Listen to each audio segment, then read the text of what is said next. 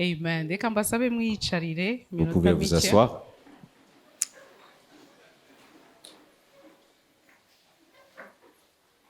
Nari mbakumbuye cyane Vous m'avez manqué cyane.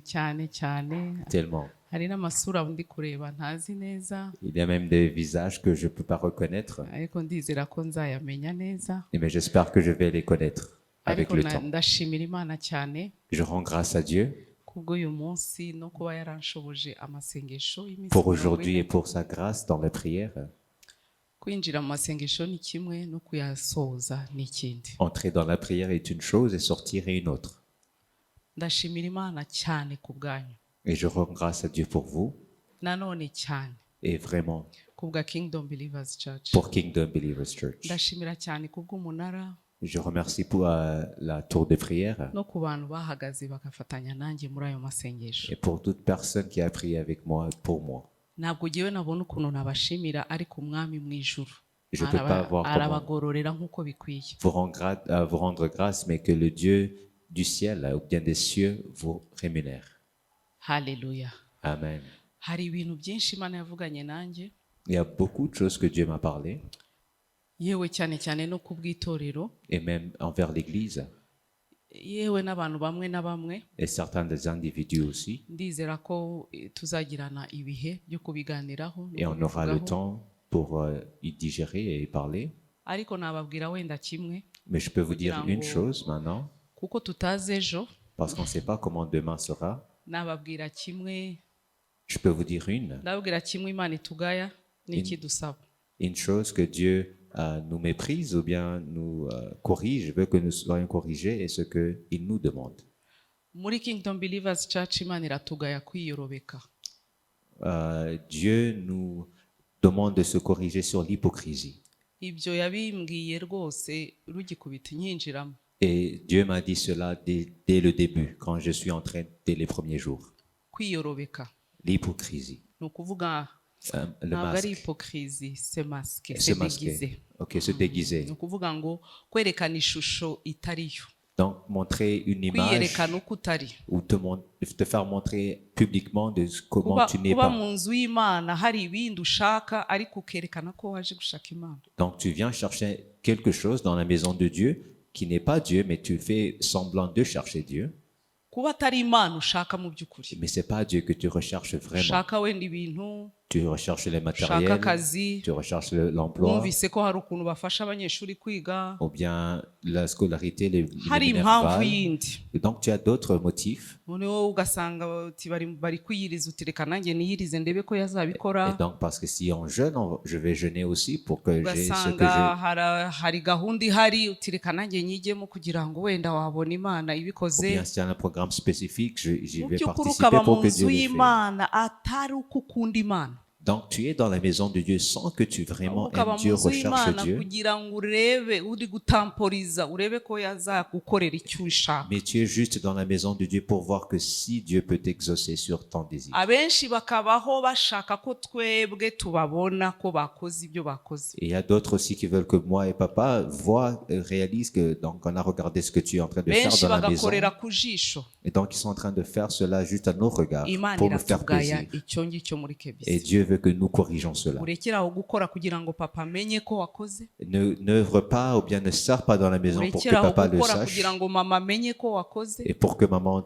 soit, comment dire, soit contente de Urekere cela. aho gusenga kugira ngo urebe ko yazagukemurira icyo kibazo. Et ne continue pas juste à prier pour voir si Dieu peut t'exaucer. Urekere aho kwiyiriza kugira ngo urebe niba se buriya yazabikora, Ne jeûne pas pour voir est-ce que vraiment Dieu va cyangwa m'exaucer ngo batazavuga ngo ou bien qu'il ne me Ako mu by'ukuri regarde mu pas de mutima travers. wawe Mais regarde dans ton cœur udakunda Imana. que tu n'aimes pas Dieu. Imana iratugaya kwiyorobeka. Et donc Dieu nous réprimande sur le déguisement. Rwose nagize ibihe byo kurira imbere y'Imana. Et donc j'ai pris un temps pour crier et pleurer. Iyo umuntu ari mu masengesho repentir. nk'ayo utihuta, Imana iravuga. Et quand tu es devant Dieu pour un long temps, vraiment tu prends ton temps et Dieu parle. Imana iravuga ukayumva clearly bitavangitiranye, Et là, vraiment Dieu parlait clairement, tu peux l'entendre. kandi na Satani akavuga ukamwumva clearly. Et Satan aussi parle et tu l'entends clairement aussi. Rero Imana icyo kintu yarakimbwiye, niyo mpamvu numvaga ibindi byose naba mbiretse, ariko icyo tugikoreho, buri wese agikoreho, ugende ukubite hasi kwiyorobeka, wiyambura umwambaro wo kwiyorobeka. Et donc, Dieu m'a parlé de cela, nous réprimons de cela, donc examinons nos cœurs et changeons cela. Hanyuma ikidusaba ni ukuyikunda, pure love. Et la demande que Dieu m'a faite, bien m'a donnée, c'est qu'on Kandi ibyo l'aime Umwuka Wera purement. arahari kubidufashamo. Et qu'on l'aime purement et par l'aide du Saint-Esprit. Ndabaha icyanditswe kiri mu Bakorinto ba kabiri, Je vous donne igice une cya Sainte gatanu, Écriture qui est dans 2 umurongo Corinthiens 5, wa 9, le verset ufite 9. mu Kinyarwanda yadusomera. Abakorinto ba kabiri, 2 igice cya Corinthiens gatanu, 5,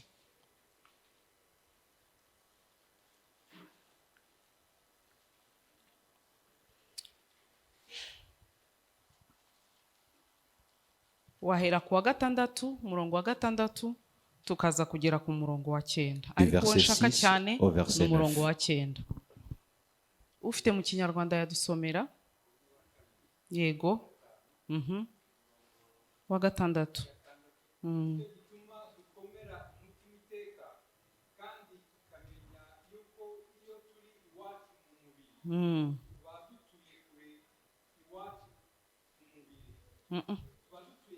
Y'umwami.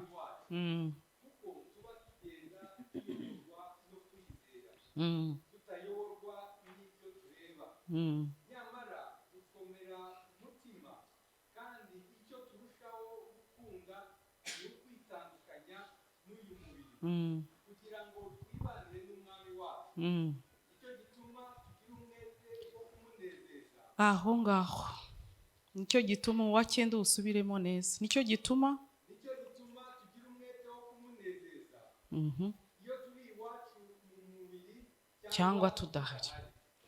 Hano ni Pawulo wari uri kubwira Abakorinto, Ici, c'est Paul qui parle aux Corinthiens. arimo kubabwira uburyo bakwiye kwitandukanya n'irari ry'umubiri, bakwiye kuhanga amaso umwami, baba bari mu mubiri cyangwa baranapfuye. Et donc, Paul les exhorte à se séparer de la convoitise de la chair, s'ils sont dans le corps ou bien après qu'ils ont quitté le corps. Ku murongo wa 9 Bibiliya iravuga mu Cyongereza Et le verset 9 en anglais, ngo therefore make it your goal donc fais de to ton please but him, de lui kandi être bakavuga ngo agréable to love him. et de l'aimer.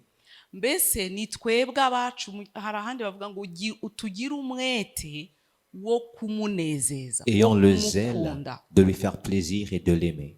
Iyo turi mu buzima bwo kwiyorobeka, Quand on est dans une vie de mascarade, nta kintu tubasha kuvuga ku mwami, on peut rien dire sur le nta Seigneur. nubwo twabasha kubwiriza abantu, On peut même pas prêcher, nta nubwo évangéliser. twatanga nk'uko bikwiye, Et on peut pas même donner dans la maison comme il se doit, kubera yuko tutamukunze. parce qu'on l'aime pas. Ariko iyo dukunda umwami by'ukuri, Mais si on l'aime réellement, buriya ukunda ntabwo buri icyo umuvugaho. parce que si tu l'aimes, tu as quelque chose à parler sur Iyo lui. ukunda umwami ntubura ikintu umuvugaho. Quand tu l'aimes réellement, tu as Niba quelque chose à dire bikikugora sur rero lui. kubwira abo mwengeranya, abaturanyi, abo mukorana cyangwa bari hafi yawe ku mwami Yesu, usuzume urukundo ukunda umwami Yesu. Donc si c'est dur pour toi de parler, de prêcher de Jésus à tes voisins, à tes collègues, examine ton cœur et Yesu ton amour. arashaka yuko tumukunda nubwo ntacyo yaduha. Jésus veut que nous l'aimons même s'il ne nous donne rien.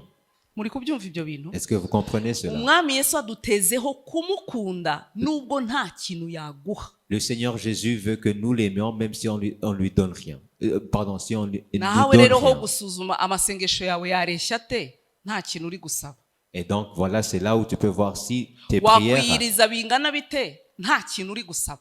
comment est-ce que tu peux jeûner si tu Icyo as kiraba ari rien igipimo que tu cyo attends. kwiyorobeka kwawe cyangwa kutiyorobeka Et c'est kwawe. cela une analyse. Niba motifu yawe Si ari ton ukugira motif ngo Imana igire ikiguha, Et ce que Dieu peut te donner, witoze kubishyira ku ruhande, entraîne-toi à mettre cela de part. ubanze uvuga uti mwami, I want to love you with a pure love. Ndashaka uti, kubanza Mwami, kwiga kugukunda kuko wowe tuzabana iteka, amazu narayasize, naravuye no muri uyu mubiri. Je veux d'abord t'aimer purement parce que je vais laisser le matériel ici.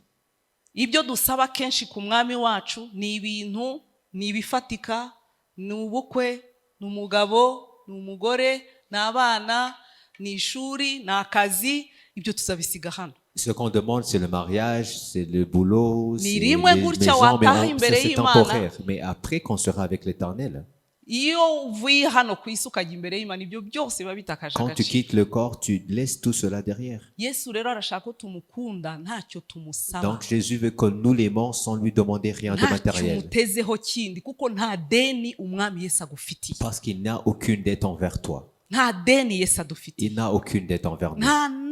nta na gake. Il n'a aucune dette envers nous. byose yarabirangije ku musaraba, Il a tout fini sur nta la kintu croix. atakoze, Il a fait tout. nta n'icyo atugomba. Et il n'a aucune dette niyo envers nous. mpamvu dukwiye natwe kwiga kumukunda, ntacyo tuvuga ngo hejuru y'umusaraba ariko warenzeho ukampa n'uriya mugabo, ariko Donc c'est pour cela qu'au-delà de la croix, on devrait l'aimer purement. irabizi ko plus que umukeneye in the l'époux. right time izamuguha. Il sait que tu as besoin de l'époux, de l'épouse. Au bon temps, il va te le donner. ndiyo ndababuza gusaba se hoya, Je vous dis de ne pas demander, non. ariko ntibibe ibyo ufatiyeho, Mais que ce ne soit pas ton motif, et ntibibe ta base yo fondation gusenga et kwawe, ta base de prière. ntibibe ari byo bikumotiva kujya mu munara no kwiyiriza no oya. Que ce ne soit pas ta motivation pour aller servir dans la maison, dans la tour de prière et de ntukore prier. amasuku ngo haraho reka nkoropesha inzu y'Imana, ntawamenya wabona ibonye iki gitambo ikansubiza nkabona Ou amafaranga bien de y'inzu. nettoyer dans l'église, et tu te dis dans ton cœur, Dieu va le voir, il va m'exaucer. ukunda Imana Aime with Dieu a pure love, n'urukundo rwejejwe, avec un amour pur et saint, uyikunde nta kintu uyitezeho ngo iraguha, sans que uyikunde tu kuko ari Imana attends gusa, rien de lui. witoze kuyikunda ntacyo uri kuyisaba, Entraîne-toi à l'aimer parce qu'il est Dieu. witoze kuyikunda kuko ushaka kuzajya mu ijuru kandi uzabana nayo iteka ryose, Et aime-lui parce que tu veux aller dans le ciel et kandi vivre mu avec ijuru lui ntabyo éternellement. uzaba usaba, Parce que dans le ciel, tu vas rien demander. mu ijuru nta prayer request tuzaba On dufite. n'aura pas de requête de prière. hari abavuga bati mu ijuru ni kera nzapfa mfite imyaka myinshi. Et à ceux qui se disent, je vais au paradis, je serai déjà âgé. Non. oya rwose, n'umunsi iyo ukeye Même aujourd'hui, avuga ni mwami nanone burakeye utaraza, donc je me dis, c'est une autre matinée, mais tu n'es pas encore revenu. kugenda kwacu Notre nk'itorero, enlèvement comme église, gusanga umwami kwacu nk'itorero, aller vers l'éternel, birenze kuba hafi, c'est même plus que près de nous que nous birenze le kuba pensions. hafi. C'est plus près de nous que nous kuko le nivuga pensions. ngo Yesu araje, murumva ya mvugo abantu Parce que bose si je dis wavutse uyumva, Jésus vient, Oui, vous allez entendre le même langage. nta nubwo ari ibyo bizabanza, C'est ntabwo même ari pas Yesu ce qui va se uzabanza passer. kuza, C'est nitwe même pas tuzabanza Jésus. kugenda. C'est nous qui vont être enlevés. rero kugenda kwacu Donc notre enlèvement, n'ubu aka kanya wabona tugiye, c'est plus près que nous le pensions. Même maintenant, na ya on nzu peut aller utarayigeraho na wa mugabo sans ataraza. avoir l'époux que tu ubwo rero demandes uzaba ou bien la uhombye niba maison. utaritoje gukunda umwami donc, nkawe gusa. Ça sera une perte si tu n'as pas t'entraîné à l'aimer purement. Haleluya.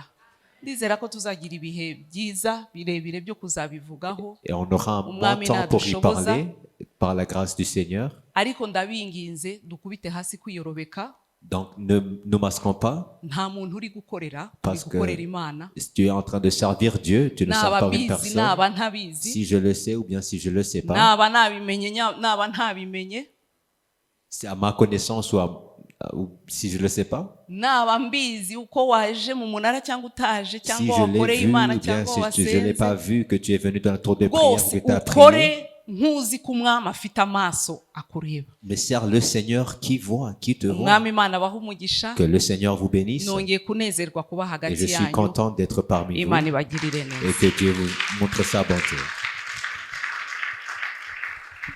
Oh, ayo mashyi ntabwo ahagije.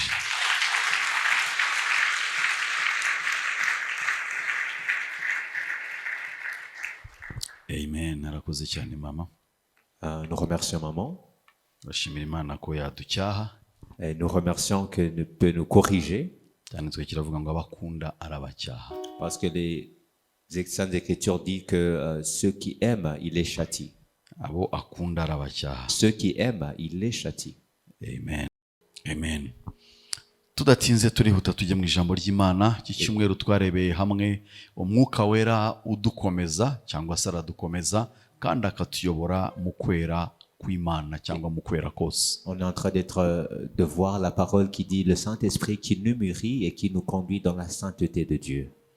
umwuka wera niwe udukomeza, niwe uduha gukura, niwe uduha gukura mu mana, icyo twita gukura mu mwuka. Ariko ntabwo arekeraho, iyo tumaze gukura nibwo dutangira kugendera mu kwera kw'Imana. Et donc le Saint-Esprit, c'est lui qui nous mûrit, qui nous fortifie, qui nous affermit, que nous grandissions spirituellement, et par notre croissance, on est conduit dans la sainteté, à vivre dans la sainteté de Dieu. Kuvuka ni ikintu kimwe, ariko no gukura ni ikindi. Naître est une chose et grandir est une autre. Umwana yavutse umugenera ibyangombwa kugira ngo akure.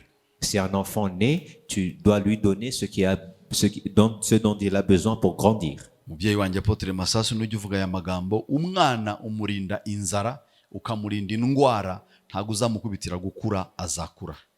Mon père, Apôtre Masasu, c'est lui qui dit, si tu évites à l'enfant d'être malade et d'être affaminé, il va grandir automatiquement. No mu buryo bw'umwuka niko bigenda. Iyo umuntu agaburiwe neza, akarindwa imyigishirize ipfuye iri hano hanze, ntago tumukubitira gukura, arakura byanze bikunze. Et c'est de même spirituellement, si une personne est bien nourrie, bien enseignée, bien éduquée, et tu le gardes des faux enseignements et des fausses doctrines d'ici du monde, la personne va grandir automatiquement aussi.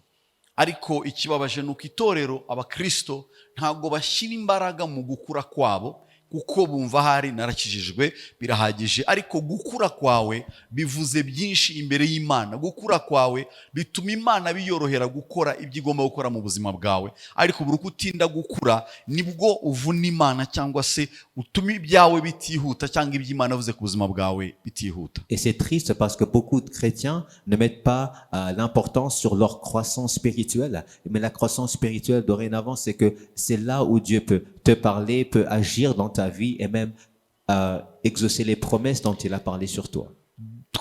Dushyira imbaraga mu bindi byinshi, ariko ntabwo tujye dushyira imbaraga mu gukura kwacu mu buryo bw'umwuka.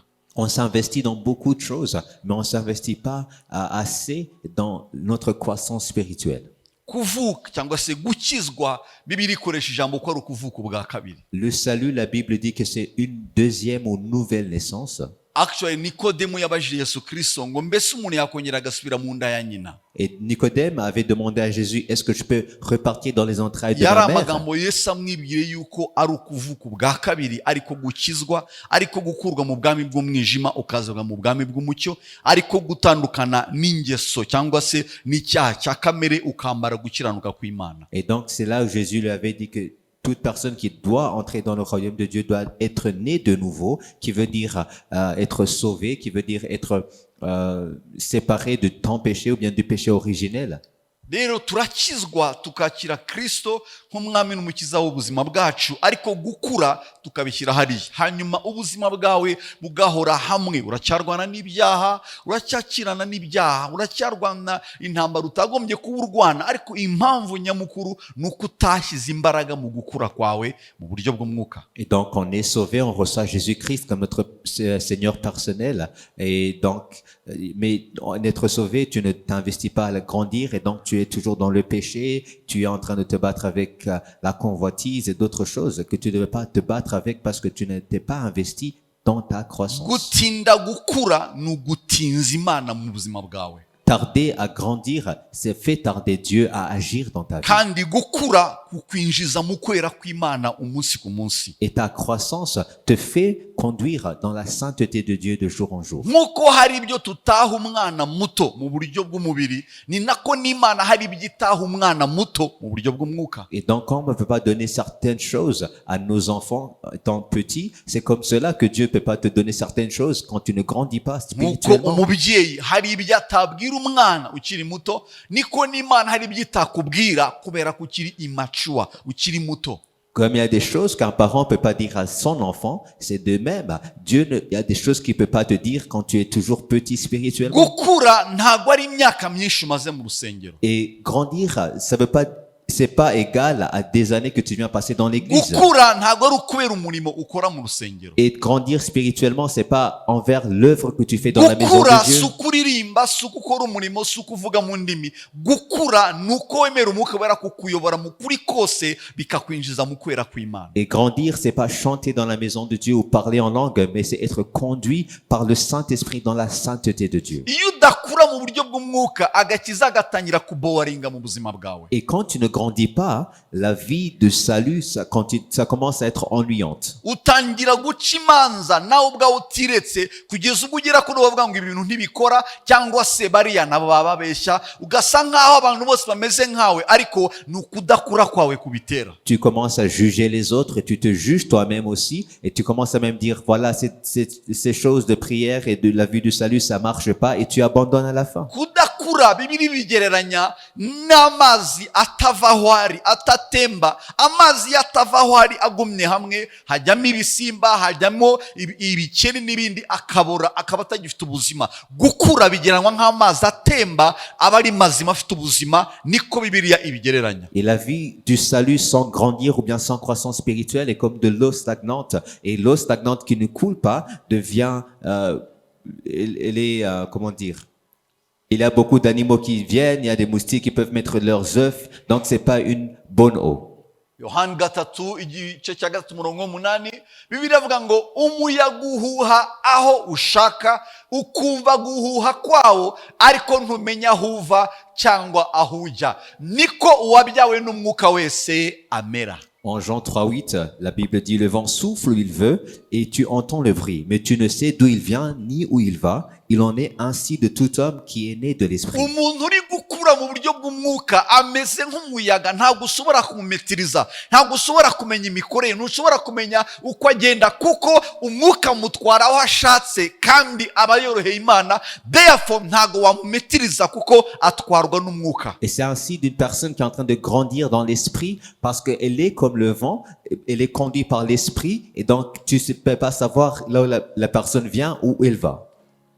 Ni byiza ko dukura kugira ngo tworere umwuka w'Imana adutwara aho ashatse, atwinjiza aho ashatse, atubwire ibikwiriye kandi twinjire mu kwera kw'Imana. Et donc c'est bien qu'on grandisse pour que le Saint-Esprit nous conduise là où il veut et pour qu'il nous conduise aussi dans la sainteté de Dieu. Nabonye abantu gupfa bakiri bazima kubera ko bibwiye ko Imana yabakoresha, hanyuma rimwe na rimwe bashyiraho n'imbaraga zabo ngo bayikorere, bagera mu nzira baba stuck, babivamo, basigara barashaririye, bamwe barakomeretsa cyane, ariko nta kindi banze gukura ngo umwuka wera bajyane aho Imana ishaka. J'ai vu beaucoup de personnes qui vivaient des vies amères et même certaines d'eux ont même abandonné parce qu'ils ne voulaient pas grandir et donc Dieu ne pouvait pas les conduire là où il voulait et ne m'ont pas réalisé ou bien expérimenté la manifestation de Dieu dans leur vie.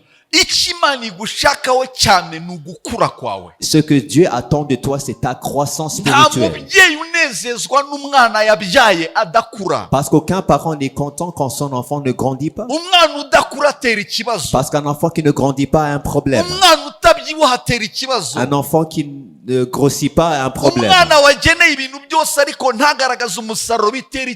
Un enfant qui a reçu beaucoup d'investissements mais qui ne donne pas de résultats a un problème.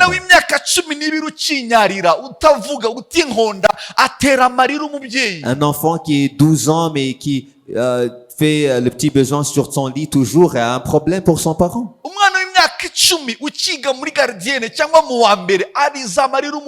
Un enfant qui a 10 ans mais qui est toujours dans la gardienne ou bien dans la section maternelle ou primaire. Et c'est de même dans la vie spirituelle. Quand tu ne grandis pas, tu es en train de donner une perte à Dieu. Parce que quand tu ne grandis pas, Dieu te dit d'aller dans une direction, toi tu vas dans l'autre.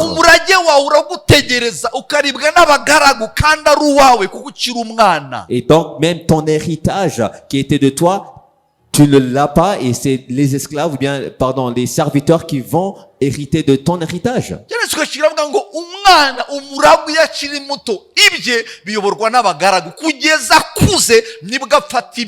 Parce que la Bible nous dit que l'héritage d'un enfant est dans la main des serviteurs jusqu'au temps où il a grandi. Israël est une bonne image de l'église qu'on peut étudier ou analyser. egiputa bari bameze nk'abana bato. Dans l'exil, ou bien dans l'exode de l'Égypte, ils étaient comme des Imana petits enfants. yagombaga kubigisha gukura no kugira ngo bayibone, nibo batindije urugendo rwabo rumara imyaka 40, rwagombaga kumara iminsi 40. Et donc Dieu voulait en fait les enseigner pour qu'ils grandissent et mûrissent, mais leur non-croissance a fait tarder la journée de 40 ans qui devrait pas prendre 40 jours. Iyo dukuze umwuka dutwara aho ashatse. Quand on grandit, le Saint-Esprit nous conduit là où il Atubwira veut. ukuri kose. Il nous donne il nous dit toute la vérité. Atwinjiza mu by'ubumana. Il nous fait entrer dans les choses Atwakumva saintes impamvu de Dieu. z'ubumana kuruta ibindi Et byose. tu commences à comprendre les buts de Dieu plus que Atera toute autre amatwi chose. yacu kumva icyo Imana ishaka. Il nous donne des oreilles pour entendre ce que Dieu veut. Kudakura ni uguhombya Imana. Donc si tu grandis pas, c'est une perte envers Dieu. Imyaka umaze mu nzu y'Imana, ibyo umaze kugaburirwa n'ibyo umaze kurya bikugejeje, biragukuza cyangwa wahisemo guhama hamwe. Avec toutes les années que tu viens de passer dans l'église, tout ce que tu as été nourri, éduqué, tu as été enseigné, est-ce que ça sert à ta croissance ou pas? Umwuka wera araje ishimwa no gukura kwawe. Le Saint-Esprit veut que tu grandisses. Icyifuzo cye gikomeye ni ugukura kwawe. Son grand désir, c'est que tu grandisses. Kuko nibwo uzinjira mu by'Imana yavuze ku buzima Parce que bwawe. c'est là où tu vas hériter de Nibwo l'héritage de Dieu sur uzasoza ta umugambi vie. w'Imana ku Et que buzima tu vas bwawe. aussi faire ton dessein Nibwo de Dieu sur ta vie. uzanezeza so. Et que lui sera agréable. Kandi nibwo azagukoresha ibyo ashaka. Et c'est là où il va t'utiliser dans tout ce qu'il veut. Iyo utamwemereye gukura uramuhombya mu mibare. Et donc si tu n'acceptes pas de grandir, c'est une perte envers Dieu. Gukura kwawe hari abategereje ko wakuze kugira ngo bakure mu isi ubazane mu bwami Parce qu'il y a des bw'Imana. personnes qui attendent ta croissance pour que tu les amènes du monde à la lumière. Hari abapfa bazize kudakura kwawe. Il y a des personnes qui meurent parce que tu n'as pas grandi. Hari abo ugomba gukiza indwara. Il y a des personnes que tu dois guérir Hari des n'abo maladies. ugomba kuzura Il abapfuye. y a même des personnes qui doivent ressusciter des Hari abo morts. mu miryango yawe bameze nabi kubera kudakura Il y a kwawe. même des personnes qui sont mal dans ta famille parce que tu grandis pas. Umwuka wera arasha kugira ngo agukuze. Donc le Saint-Esprit veut que tu grandisses. Igikomeye cyane Et ce qui est très important, kugira ngo ugendere mu kwera kw'Imana. pour que tu marches dans la sainteté de Dieu. Kwera kw'Imana ikuguhaye uri umwana wapfa. Parce que s'il te donne sa sainteté étant petit, tu mourras. Kwera kwayo ni imbaraga. Parce que sa sainteté, c'est une puissance. Kwera kwayo n'ubundi bushobozi. C'est une autre dimension. Kwera kwayo gutuma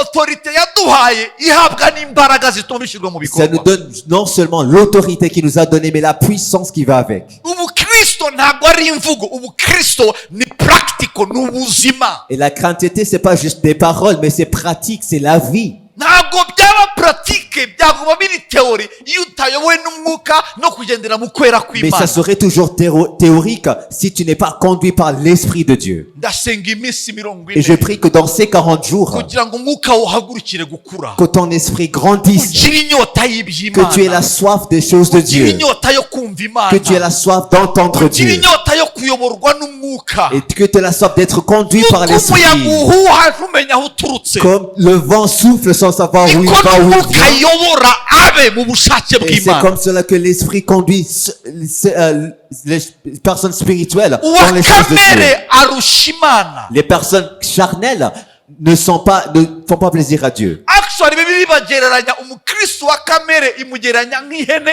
umukristo w'umwuka imugereranya nk'intama. Parce que le chrétien charnel est comme une chèvre, mais le chrétien spirituel est comme un mouton. Ihene Ou un agneau. sinaziragiye ariko abaziragiye bavuga yuko iyo ikuru ijyana kwigaburira kurisha ifata amaferi ikajya hano kuko niko imeze mu mutwe wayo, ifite desordre gusa. Une chèvre est vraiment dans les désordres, elle a une tête qui est bornée, parce que si tu veux l'amener dans les pâturages, il fait d'autres choses. Bavuga ko kuragira ihene birusha kuruta ibindi Parce que byose. élever ou bien faire l'élevage des chèvres, c'est quelque chose de très dur. Pasiteri uyorora ihene aba yaragowe kabisa. Parce qu'un pasteur qui a des chèvres devant lui est vraiment malheureux. Pasiteri ufite ihene nyinshi ntacyo aba afite. Un pasteur qui a beaucoup de chèvres n'a rien. Muzamushingura vuba Parce que il va mourir avant le niba temps. aragira ihene gusa. Parce qu'il est en train de pastorer que des chèvres. Ihene igira kamere mu bintu byayo byose. Parce que la chèvre est vraiment charnelle et bornée en elle. Igisubizo cyayo ni kimwe, ni brochette gusa. La seule réponse pour la chèvre, c'est de mettre sur les brochettes. Intama umushumba ajya imbere zigakurikira. Mais un mouton a comment on appelle Le berger va devant et ils suivent. rimwe na rimwe aravugiriza zikumva icyo avuze Et même quand ils peuvent siffler, ils peuvent entendre son kandi signal. ziba zicuritse umutwe Et ils sont soumis à l'auberger. zizera ko metero ibyo avuze ari byo En suivant ce que le maître dit et sachant que ce qu'il dit est vrai. niko umwuka ashaka kumera Et l'esprit veut que tu sois comme cela arabizi ko ufite ubwonko pe parce qu'il sait que tu as la cervelle. arabizi ko wize ndetse Il sait que tu as beaucoup d'éducation. ariko azi neza ko ibyo ufite mu mutwe wawe ni bike par rapport y'ibyo afite ku buzima Mais bwawe il sait que ton éducation est limitée par rapport à sa puissance et ce qu'il a. umubuza gukora kuko wizera ubwonko bwawe n'imbaraga zawe n'ubushobozi Donc tu bwawe l'empêches à agir dans ta vie parce que tu as foi dans ton éducation et dans ton cerveau. icyakubwira ibyo imana ikubikiye Oh, si seulement Dieu pouvait te montrer ce qu'il a icyakubwira aho pour ashaka toi kukujyana et où il veut icyakubwira t'emmener igipfunyika agufitiye et le paquet qu'il a pour toi, le colis qu'il a pour icyakubwira toi imigambi et agufitiye les plans qu'il a pour toi. dore ibyo nibwira kubagirira ni byiza ntabwo ari Parce que les bibi plans que j'ai, c'est de bonheur et non dore de imigambi malheur. bafitiye ni myiza ntabwo ari mibi Les plans que Dieu a pour moi, c'est de bonheur et non de malheur. uyu munsi Aujourd'hui, uhagurukire gushaka gukura et la soif de mu grandir. gitondo wibaza iki kibazo Dans tout chaque matin, demande-toi, ngeze he ndi gukura où est-ce que je suis avec ma croissance? niki kizakubwira ko wakuze Qu'est-ce qui va te démontrer que tu as grandi? nuko utagikora ibyo wakoraga nuko utacyitwara uko witwaraga C'est parce que tu ne fais pas ce que tu faisais avant, ou bien tu te comportes comme tu te comportais avant. ni igitekerezo kikubwiye kubisubiramo urakibwira ngo oya ntabwo nkiriho narapfuye kristo niwe uri muri jewe Même quand tu as une pensée qui te dit de refaire ce que tu faisais, tu dis non, je suis mort. C'est pas moi qui dis, mais c'est Christ qui vit en moi. C'est ce que Dieu veut de toi. ntabwo muza ku rusengero kugira ngo bababwire ibyo mugiye guhabwa ibyo mugiye kubona n'ibyo mwasezeranyije Je viens pas ici à l'église pour vous dire ce que vous allez recevoir, ce que Dieu peut vous donner. uza mu rusengero kugira ngo imana ikingure imyuka yanyu igire igipfunyika ishyiramo kugira ngo ukure maze nukura ntukeneye ukubwira uzumva ijwi nk'uko umuyaga uhuha ntumenya aho uturuka ntumenya aho uba niko uzumva ijwi rikubwira ngo this is the way. C'est comme cela parce que nous venons ici pour que Dieu élargisse nos esprits, mais un colis après que nous grandissons, que nous soyons conduits par sa voix. Abaroma 8 murongo wa 4 kugeza ku wa 9 Romains 8, 4 à 9. kugira ngo gukiranuka kw'amategeko gusohozwe muri twe abadakurikiza ibya kamere y'umubiri ahubwo bakurikiza iby'umwuka. Et cela afin que la justice de la loi fût accomplie en nous, qui marchons non selon la chair, mais selon l'esprit. abakurikiza ibya kamere y'umubiri bita ku by'umubiri. Ceux en effet qui vivent selon la chair s'affectionnent aux choses de la chair. iyo bavuga ngo bita ku by'umubiri Quand on dit s'affectionnent aux choses de la chair, nuko ari byo biba byicaye mu mitima yabo. parce que c'est cela qui est entrôné dans leur cœur. Imana umunsi umwe yaratubwiye jye na mama Dieu a parlé à moi et à maman. ibintu bicyicaye mu mutima wanyu ntabyo nabaha. Si les choses matérielles sont toujours dans vos cœurs, je ne vais umunsi pas vous les byavuye mu donner. mitima yanyu bikajya hanze Quand ce sera ôté de vos cœurs, nzabibaha. je vais vous les donner. imodoka usaka niba icyicaye mu mutima ntayo uzabona kuko kristo ntakunda ibyo abyigana nabyo. La voiture qui est toujours dans ton cœur, tu l'auras pas, mais quand elle sera en dehors de ton cœur, parce que Jésus n'aime pas quelque chose qui lui encombre dans ton cœur. impamvu utarabona umugabo nuko yicaye mu mwanya wa kristo mukuremo kristo yicaremo kugira ngo abone umwanya nabona umwanya n'ibindi bizaza. La raison pour laquelle tu n'as pas ton époux, c'est parce que ton époux est toujours dans ton cœur. Au-delà de ton cœur, que Jésus soit entrôné dans ton cœur et toutes les choses seront après. unyotewe gukira cyane unyotewe gukomera cyane kubera ko byitse mu mutima wawe ntabyo kristo azaguha kugeza umunsi you empty yourself then his seat you shall have it. Donc tu as une très grande soif d'être puissant, d'être riche. Tu l'auras jamais. Kugeza ubwo uzabikura mu mutima wawe Kristo akicara, nibwo uzabigira. abakurikiza ibya kamere y'umubiri bita ku by'umubiri. Ceux en effet qui vivent selon la chair s'affectionnent aux choses de la chair. none se bavuga ko tutagomba koga no kwiborosa no kwambara neza nono Ça veut pas dire qu'on ne peut pas bien s'habiller, se brosser, se laver, non. ariko ntabwo ari byo byicaye muri Mais twebwe. c'est pas ce qui est dans notre cœur. batubuza se gutunga inzu cyangwa amashuri cyangwa imodoka n'ibindi nono Est-ce que ça veut dire qu'on va pas avoir les choses matérielles, les voitures et les maisons? ariko Non. ni ibikoresho ntabwo ari byo byicaye mu mutima. Mais c'est des outils, mais qui ne sont pas dans nos cœurs. abanyarwanda baravuga ngo icyuzuye umutima gisesekara hanze. Et les Rwandais ont un proverbe qui dit ce qui est la parole, ou bien ce qui vient de la lèvre La lèvre ou bien la parole vient du cœur, ce qui est dans le cœur, quelque chose comme cela. buriya uga uteye usa nk'ibikuzuyemo. De ce que et de l'abondance de ton cœur, une personne parle dans ce que tu dis et ce qui vient de ton cœur. May the grace be upon you to interpret. Amen.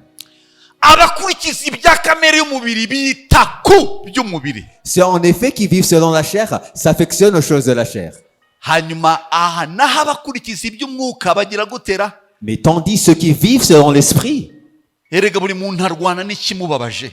donc toute personne se bat avec ce qui est là dans son cœur. Niba uhangayikishijwe n'ubukode muri Kigali, icyo nicyo cyuzuye mu mutima wawe. Si tu es en train de te battre avec le loyer, c'est parce que le loyer est dans ton cœur. Kandi umwanzi wacu arabizi. Et et l'ennemi le sait. Azi kuzuza impamvu z'ubuzima zikaba arizo zikuzenguruka. Il sait mettre beaucoup de raisons dans ta vie pour dire que voilà, tu dois être acharné sur ceci. Ugasanga uzengurutswe na susi z'ubuzima gusa. Et donc tu as beaucoup de soucis dans ta vie. Yesu yabivuzeho Matayo 6 avuga icyo bita impamvu, issues of life, susi z'ubuzima. Et Jésus a parlé de ceci dans Matthieu 6.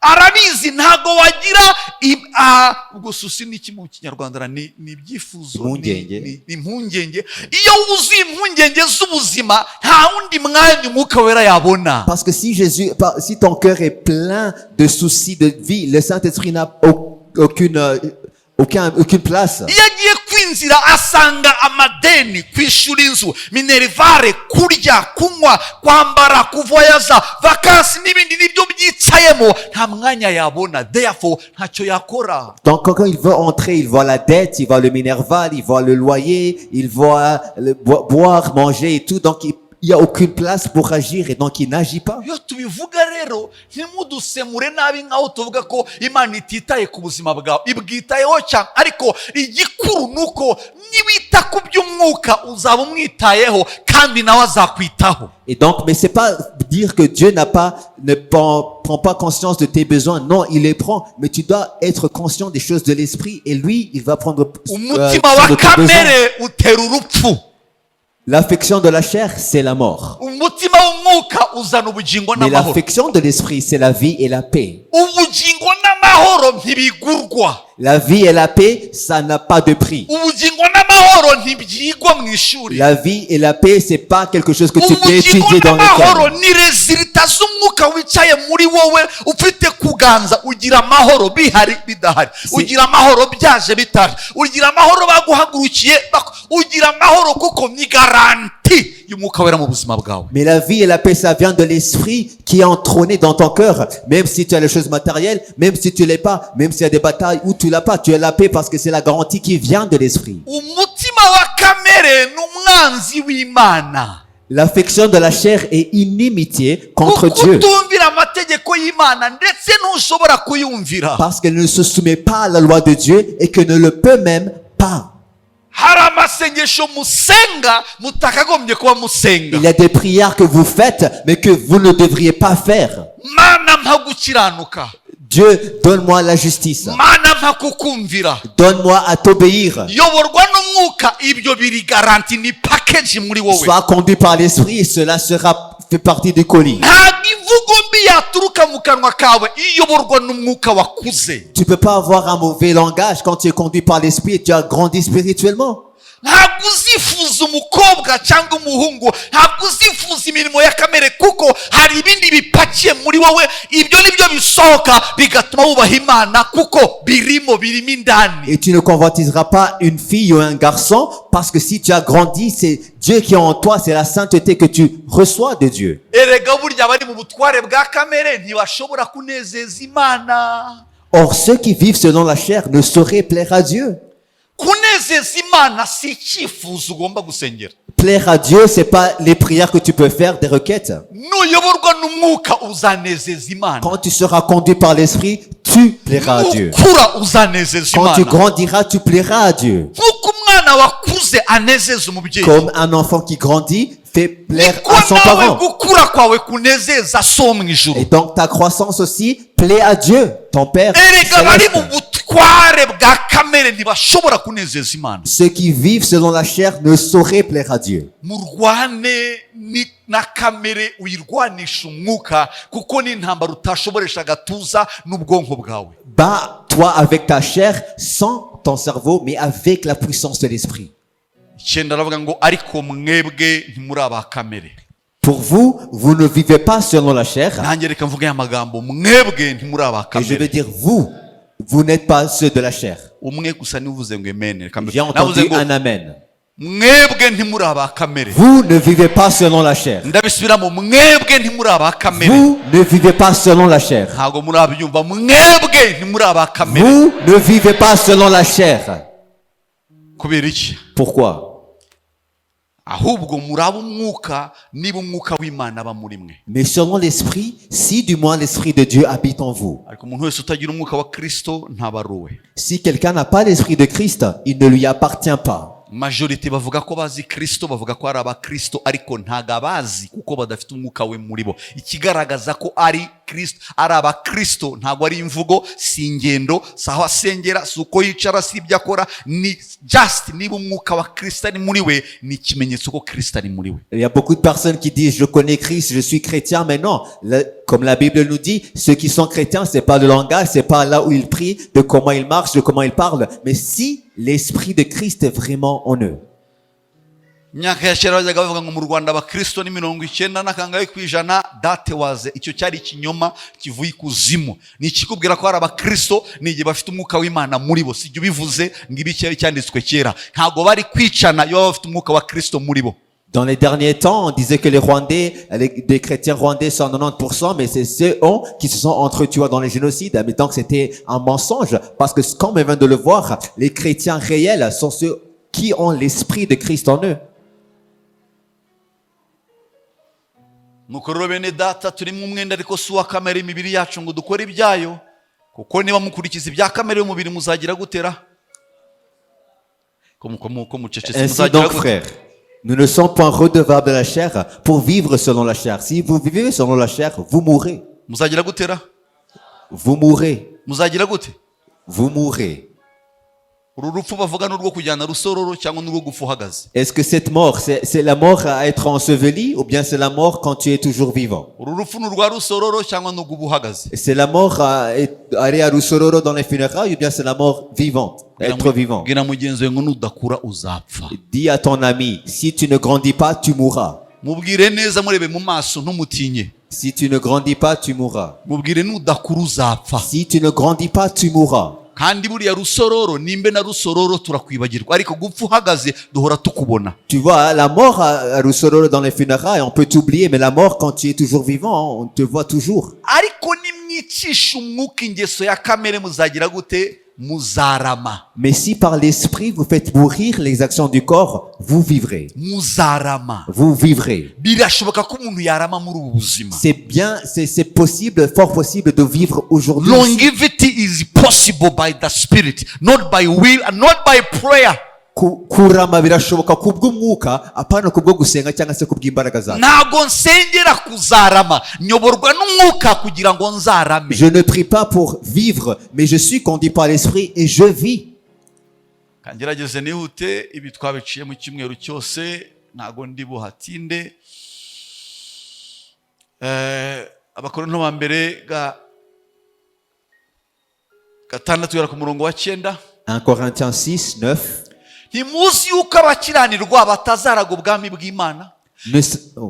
Ntimwishuke abahehesi, abasenga ibishushanyo, abasambanyi cyangwa ibitingwa cyangwa abagabo bendana cyangwa abajura cyangwa abifuza cyangwa abasinzi cyangwa abatukana cyangwa abanyazi, bene abo ntibazaraga ubwami bw'Imana. Ndagira ngo urebe niba ari icyo ufitemo hano, ni ugisanga umenye ngo ejected, ubwami bw'Imana ejected, wisuvamo. Et donc, ne savez-vous pas que les injustes n'hériteront pas le royaume de Dieu? Ne vous y trompez pas. Ni les impudiques, ni les idolâtres, ni les adultères, ni les efféminés, ni les infâmes, ni les voleurs, ni les cupides, ni les ivrognes, ni les outrageux, ni les ravisseurs n'hériteront le royaume de Dieu. Si tu as quelque chose qui est sur la liste, sache que tu n'hériteras pas le royaume de Dieu. Werahe uvuga ngo apasiteri barakabya batubuza kunywa inzoga kandi ibiri bivuga ngo nta kibazo unywe gake kubw'uburwayi bwawe deni cyane twigisha ntago gikwiye kuba Il y a des personnes qui disent, non, les pasteurs, ils exagèrent, mais boire un peu, c'est pas de problème. Mais voilà, c'est sur la liste, le verset 9. C'est juste là. niyo mpamvu ntajya njya mu nsengero zabo nuko bahora baducira imanza ntabwo ari imanza. This is the scripture. Iyi ni Bibiliya turi gusoma. Voilà, c'est pour cela que je ne vais pas dans leurs églises, parce qu'ils nous jugent toujours. C'est pas qu'on le juge, c'est voilà, c'est dans la Bible là. kandi bamwe muri mwe mwari nkabo ariko mwaruhagiwe mwarejejwe mwatsindishirijwe nandera mwatsindishirijwe nande n'umwuka w'Imana yacu mu izina ry'umwami wacu Yesu Kristo. Et cela, ce que vous étiez, quelques-uns de vous, mais vous avez été lavés, mais vous avez été sanctifiés, mais vous avez été justifiés au nom du Seigneur Jésus-Christ et par l'Esprit de notre Dieu. Ko twejejwe rero bamwe basa nkaho twigira ibitangaza tubeshe. Iki ni cyanditswe, mwebwe mwarejejwe, mwebwe mwaruhagiwe, mwebwe mwakuwe muri ibyo ngibyo mutabihawe n'ikindi, mutsindishirijwe n'umwuka wera w'Imana yacu mu izina rya Yesu Et Kristo. on n'exagère pas quand on dit qu'on est saint ou bien qu'on est sanctifié, parce que c'est les saintes écritures. On a été sanctifié que par l'Esprit de Dieu au nom puissant de Jésus-Christ, notre Seigneur. Ndavuga nti muyoborwe n'umwuka kuko aribwo mutazakora ibyo kamere irarikira. Abagalatiya 5:16. Kuko kamere irarikira ibyo umwuka yanga kandi umwuka yifuza ibyo kamere yanga, kuko ibyo bihabanye nicyo gituma ibyo mushaka gukora atari byo mukora. Et Galates 5:16, je dis donc, marchez selon l'esprit et vous n'accomplirez pas les désirs de la chair, car la chair a des désirs contraires à ceux de l'esprit et l'esprit en a de contraires à ceux de la chair. Impamvu ukora ibyo udashaka ni ukuyoborwa na kamere, ni igutegeka guhaguruka ukajya kugira gutya, igutegeka gukora ibi, igutegeka gukora ibi. Niyo mpamvu kuko ari ikuyoboye iraganisha ku rupfu. Wakwemera wayoborwa n'umwuka yakuyobora mu bindi kandi nabyo bihari byiza cyane. La raison pour laquelle tu fais ce que tu ne veux pas faire, c'est parce que tu es conduit par la chair qui t'amène à la mort. Mais si tu peux accepter, tu peux être conduit par l'esprit qui va t'amener à faire de bonnes choses et à la vie. Ariko niba muyoborwa n'umwuka ntiba mugitwarwa n'amategeko. Dore imirimo ya kamere iragaragara ni Imana ishimwe ko Paul yayivuza akayandika akanayisobanura. Et si vous êtes conduit par l'esprit, vous n'êtes pas point sous la loi. Or les œuvres de la chair, et Dieu soit loué que Paul a listé ces œuvres de la chair là. Gusambana, gukora ibiteye isoni, iby'isoni nke, gusenga ibishushanyo, kuroga, kwangana, gutongana, ishyari, umujinya, amahane, kwitandukanya no kwirema ibice. L'impudicité, l'impureté, la dissolution, l'idolâtrie, la magie, les inimités, les querelles, les jalousies, les animosités, les disputes, les divisions, les sectes, l'envie, les livrogneries, les excès de table et les choses semblables. No kugomanwa no gusinda ibiganiro bibi n'ibindi bisa bityo byinshi batavuze. Ndababwira hakiri kare nkuko nababwiye kera yuko abakora ibisa bityo batazaraga ubwami bw'Imana, babisubiyemo batazaraga ubwami bw'Imana. Et c'est répété, je vous dis d'avance, comme je l'ai déjà dit, que ceux qui commettent de telles choses n'hériteront point le royaume de Dieu. Ariko imbuto z'umwuka n'izi nazo arazanitse arazivuga, n'urukundo n'ibyishimo n'amahoro n'ukwihangana n'ukugira neza n'ingeso nziza no gukiranuka n'ukugwa neza n'ukwirinda. Ibimeze bityo nta mategeko abihana. Abakristo Yesu babambanywe kamere, babambanywe, bashyizwe ku musaraba na kamere barayibamba. Donc, les fruits de l'esprit, c'est l'amour, la joie, la paix, la patience, la bonté, la bénignité, la fidélité, la douceur et la tempérance. La loi n'est plus contre ces choses. Ceux qui sont à Jésus-Christ ont crucifié la chair avec ses passions et ses désirs. Niruba n'irari byayo. Voilà.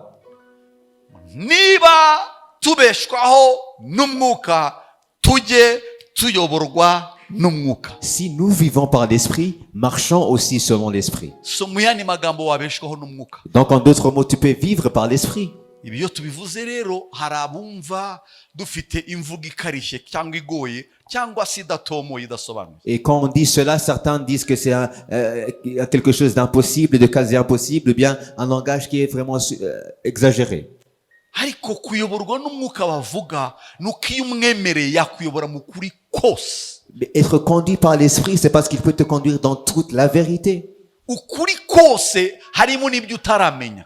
Dans toute la vérité, il y a des choses que tu n'as point connu jusqu'à harimo aujourd'hui. n'ibyo utazi, Même des choses que tu ne connais pas. harimo n'ibihishwe amaso yawe adashobora gupfa kubona, Il y a même des choses que tu as besoin de révélations pour que tu harimo puisses les voir. n'ubwenge bw'Imana buhishe ahantu utabonesha ubwonko Il bwawe. y a des mystères de Dieu qui sont cachés, qui doivent être révélés parce que tu peux les comprendre avec ton cerveau. Ni ukuvuga ngo niba tubeshwaho n'umwuka, jye nawe aya manywa dusohoke hano twiyemeje kubeshwaho nawe, kuko yatubeshaho neza kuruta ubwonko, ubwenge n'ubushobozi bw'umuntu. Et donc, acceptons de vivre par l'esprit parce qu'il peut nous conduire et nous faire vivre plus que notre cerveau.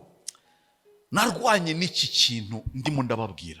Et je me suis battu avec ce que je suis en train de vous enseigner. Jye nari nzi ko urakora ukabona umusaruro hanyuma ukiteza imbere. Iyo mentalite kugira ngo imvemo byatwaye Imana umwanya, kuko nari nkaze, nari mpaciye ubwonko. Parce que j'avais une mentalité qui disait je dois travailler, je dois utiliser ma force pour survivre. Donc Dieu a pris un long temps à changer cette mentalité en moi. Kubera ubuzima naciyemo mu bwana bwanjye, À cause de mon enfance et de la vie que j'ai passée par n'environnement nakuriyemo, et de l'environnement dont j'ai grandi. nize gukarisha ubwenge hakiri kare. Donc j'étais, sharp, j'étais vraiment intelligent. Mu mpamvu z'imibereho nari nzi gukarisha ubwenge n'ibindi bisa. Donc j'étais vraiment une personne qui calculait tout. Kuko nari nzi ko ari bwo buryo umuntu abaho. Parce que je pensais que c'était le seul moyen de survivre. Numvaga umuntu atabaho gusa adafite ibyo ari gupanga kandi bizana inyungu. Donc je devrais faire des calculs et de faire un business, un projet pour avoir le bénéfice et de vivre de ce bénéfice-là. Kugeza ubwo Imana inyemeje nutemera ko nkubeshaho, uzabaho nabi, uzarwanya ubuzima bwawe bwose, uzasaza nabi. Jusqu'au point où Dieu m'a convaincu que si tu ne vis que par moi et tu es conduit par mon esprit, tu vivras mal et tu auras une mauvaise vie, pardon. Byaramvunnye kubeshwaho n'umwuka. Donc c'était vraiment dur à accepter de vivre par l'esprit. Umunsi nabyemeye, Et au jour où j'ai accepté, umunsi nabyakiriye, au jour où j'ai reçu cette mentalité, nibwo natangiye kubaho kandi neza. et c'est là où j'ai commencé à vivre et vivre bien. Ubwenge bw'umuntu bufite limitation. L'intelligence humaine a des limites. Ubushobozi bw'umuntu bufite aho bugarukira. Notre puissance, ou bien la puissance humaine, la force a des limites. Imbaraga z'umuntu zifite aho zitarenga. La force humaine a aussi des limites. N'abagerageje gukora bavuga ko bagerageje gukoresha ubwonko bwabo 0,005 gukomeza. Et même ceux qui utilisent le cerveau, ils disent que ils travaillent une capacité de 0,0005%. Ariko iyo tubeshwa n'umwuka atujyana mu indi dimension itari y'abantu, akadukoresha ibyo amaboko atakora kandi bigakora neza, dufite amahoro, gukiranuka kandi tukaraga ubwami bw'ijuru. Et quand on vit par l'esprit, il nous conduit à faire des choses qui, au-delà de la dimension humaine, en ayant toujours la paix, la justice et étant héritier du royaume de Dieu. Buriya hari avantage yo gukurira mu mujyi na desavantage yo gukurira mu mujyi. Il y a des avantages et des désavantages de travailler dans la vie de Kigali. Wiga ubujura n'ububandi hakiri Parce que kare. tu commences à avoir l'escroquerie. Hari ibyo ntavuga hari. Nize gutereta ndi muto kabisa. J'ai étudié ou bien je me suis entraîné à draguer étant petit déjà. Kandi ngatereta abanduta. Et je draguais des filles qui étaient plus âgées que moi. Kandi nkabemeza. Et je les convainquais. Nanifite filozofi uvuga ngo nta mukobwa wanyangira. Parce que j'avais une philosophie qui me disait aucune fille ne peut me dire non. Ibyo nabitangiye ndi mutoya. Et c'était vraiment jeune quand j'ai commencé cela. Gushaka igiceri nagitangiye ndi mutoya. Quand j'ai commencé à travailler pour l'argent, c'était Ababyeyi jeune. banjye bareciye kungurira imyenda ku myaka mikeya. Parce que mes parents ne prenaient point soin de mes besoins étant déjà jeunes. Kuko data yarambwiraga se kubishoboye.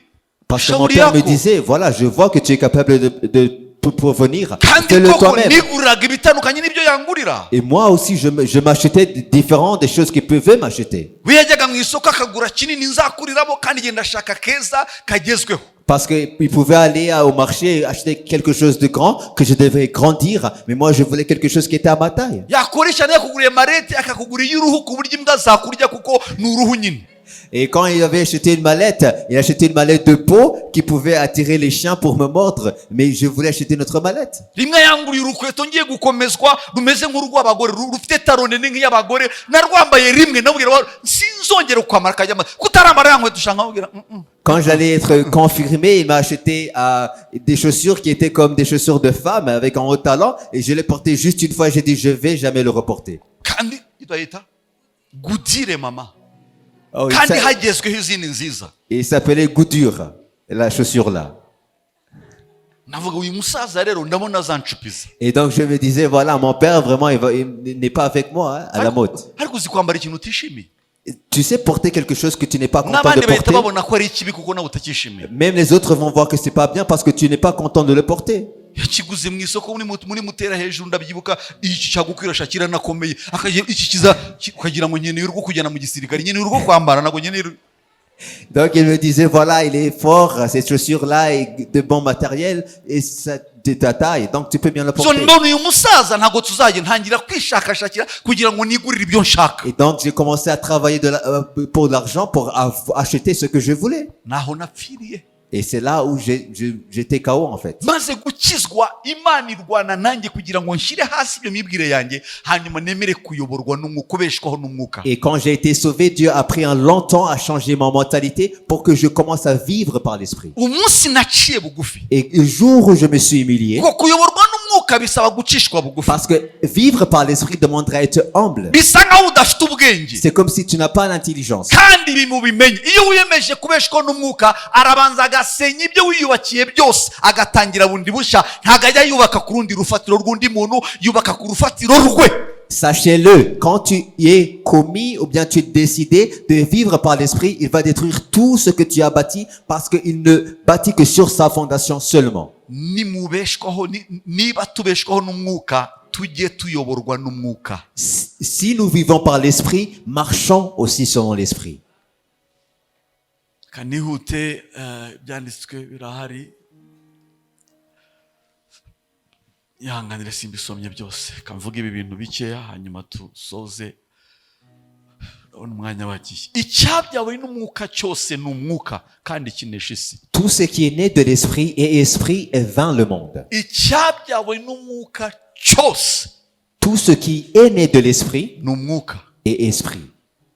Imbwa ibyara imbwa. Un chien donne naissance à un chien. Ihene ibyara ihene. Une chèvre donne naissance à une chèvre. N'umuntu abyara umuntu. Un homme donne naissance à un homme. N'umwuka abyara umwuka. Et l'esprit donne naissance à l'esprit. Imana n'umuhanga yari ibizi kugira ngo ugendane nayo nuko ugomba kongera kuvuka mu mwuka. Parce que Dieu savait que pour que tu marches avec lui, tu devrais être né de nouveau dans l'esprit. Urupfu Adamu wa mbere yazanye ntago rwari urupfu rwo gusinzira gusa rwari urupfu rwa mbere rwo mu mwuka rwo kutumva Imana rwo kuba insensible ku by'Imana. Le premier Adam qui est la mort est provenue d'eux, c'était pas juste la mort de dormir, bien la mort de Rusororo, c'était la mort spirituelle de ne pas entendre et de communier avec Dieu. Uru rupfu rero nirwo rubi kuruta izindi Et zose. cette mort, la mort spirituelle, est la plus mortelle de toutes les morts. None se ntimujye mubona bapfuye bahagaze. Est-ce que vous n'avez pas vu des morts vivants? Iyo ubona profeseri ukomeye ari gutereta akana k'imyaka 18 ntago ubona ubupfu. Quand tu vois un professeur qui est âgé, vieux, mais qui est en train de draguer une petite fille de 18 ans, est-ce que tu vois pas un mort vivant? Iyo ubona umugabo wasinze mu muhanda atagisobora kwikontorora ubona iki ubona umupfu uhagaze wambaye icyubahiro ushobora kuba afite abakanga ushobora kuba ufite titiri ikome ariko ni umupfu. Tu peux même voir un homme âgé qui est en train de faire des zigzags dans la rue parce qu'il est bourré, mais il a un titre, il a même des employés probablement, mais c'est un mort vivant. Ariko mu isi ya hano ntabwo turagira ubwenge bwo gutandukanya abapfu n'abazima. Iyo abarokore bamwe bavuga ngo none imene uriya sha Imana yamuhaye umugisha kubera iki urebeye ibyo afite ariko nuzi status y'ubuzima bwo kimeze. Et donc, mais c'est pour cela qu'on n'a pas des yeux ici dans le monde de voir la différence entre les morts vivants et même des chrétiens qui disent ah voilà l'autre a été béni mais tu connais pas le statut de sa vie. Icyabyawe n'umwuka rero ni umwuka. Tout ce qui est né de l'esprit est esprit. Jye nawe turi imyuka. Et nous, moi et toi, nous sommes des esprits. Imyuka yacu niyo idukoresha ibizima by'ubumana ishaka. Et nos esprits, c'est ce qui nous conduisent à faire ce que Dieu veut. Ntabwo ari idini ribigukoresha. C'est pas la religion qui le fait. Idini ririca. Parce que la religion tue. Inyuguti irica. La lettre tue. Ariko umwuka azana Mais ubugingo. l'esprit vivifie. umwuka niwe uzana ubuzima mu bantu. L'esprit, c'est lui qui vivifie. Lazaro yapfuye, Lazare était mort. Yesu ajya ku gituro cye, Jésus est allé à son tombeau. arahagarara arararama, Il est devant. arategeka, Il a commandé. Lazaro Lazare, sohoka. sors. Niki cyahabaye? Qu'est-ce qui s'est passé? Umwuka yasubiye muri Lazaro, L'esprit est revenu en Lazare. arongera abaho, Il est revenu à la vie. arongera abaho. Il est revenu à la vie. Indwara twirukana mu bantu Les maladies qu'on ntabwo ari imvugo, c'est pas juste des si langages. amaboko, C'est pas la ni puissance. umwuka utagaragara. C'est un esprit qui est invisible. Usanga umwuka w'indwara Il va à l'esprit de la maladie ukirukana indwara. et le fait exterminer. Ubukene ni umwuka, La pauvreté, c'est un esprit. indwara ni umwuka, La maladie, c'est un esprit. ubutindi ni umwuka. Ubutindi, La misère est un esprit. ubujiji ni umwuka. L'ignorance, c'est un esprit. Ariko ikibazo muracyabibona nk'ibintu biri aho gusa bigaragara bifatika, ariko ni umwuka. Every sickness there is a spirit behind. Nyuma y'ingwara yose hari umwuka ubiri inyuma. Niyo mpamvu ni umwuka usatira undi mwuka w'indwara, indwara Et igasohokamo. c'est comme cela qu'un autre esprit vient à cet esprit-là pour que cet esprit sorte.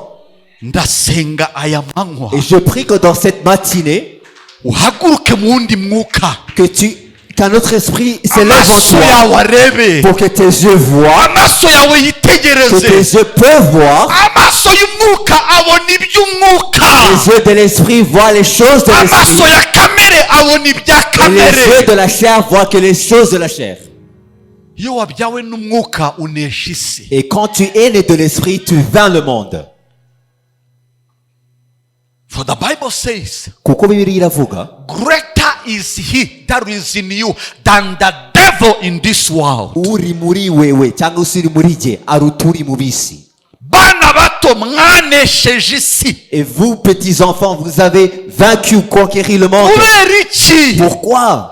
Niki kibiguha? Qu'est-ce qui t'a donné cette Nuko victoire? umwuka ukurimo anesha isi. Parce que l'esprit qui est en toi a déjà conquéri le monde. Ikibazo cyanjye ni iki? Umwuka ukurimo angana gute? Mais l'esprit qui est en toi, il est grand comment? Afite ubushobozi bungana gute? De quelle puissance il a? Afite ububasha bungana De gute? quel pouvoir il a? Afite umudendezo ungana De gute? quelle liberté il a en toi? De vrai en toi. Expose yourself to the spiritual things. Gira inyota yo kumenya iby'umwuka. Exercise your spiritual life to the spiritual world. Itoze ubuzima bwawe bw'umwuka kumenya iby'umwuka, isi y'umwuka.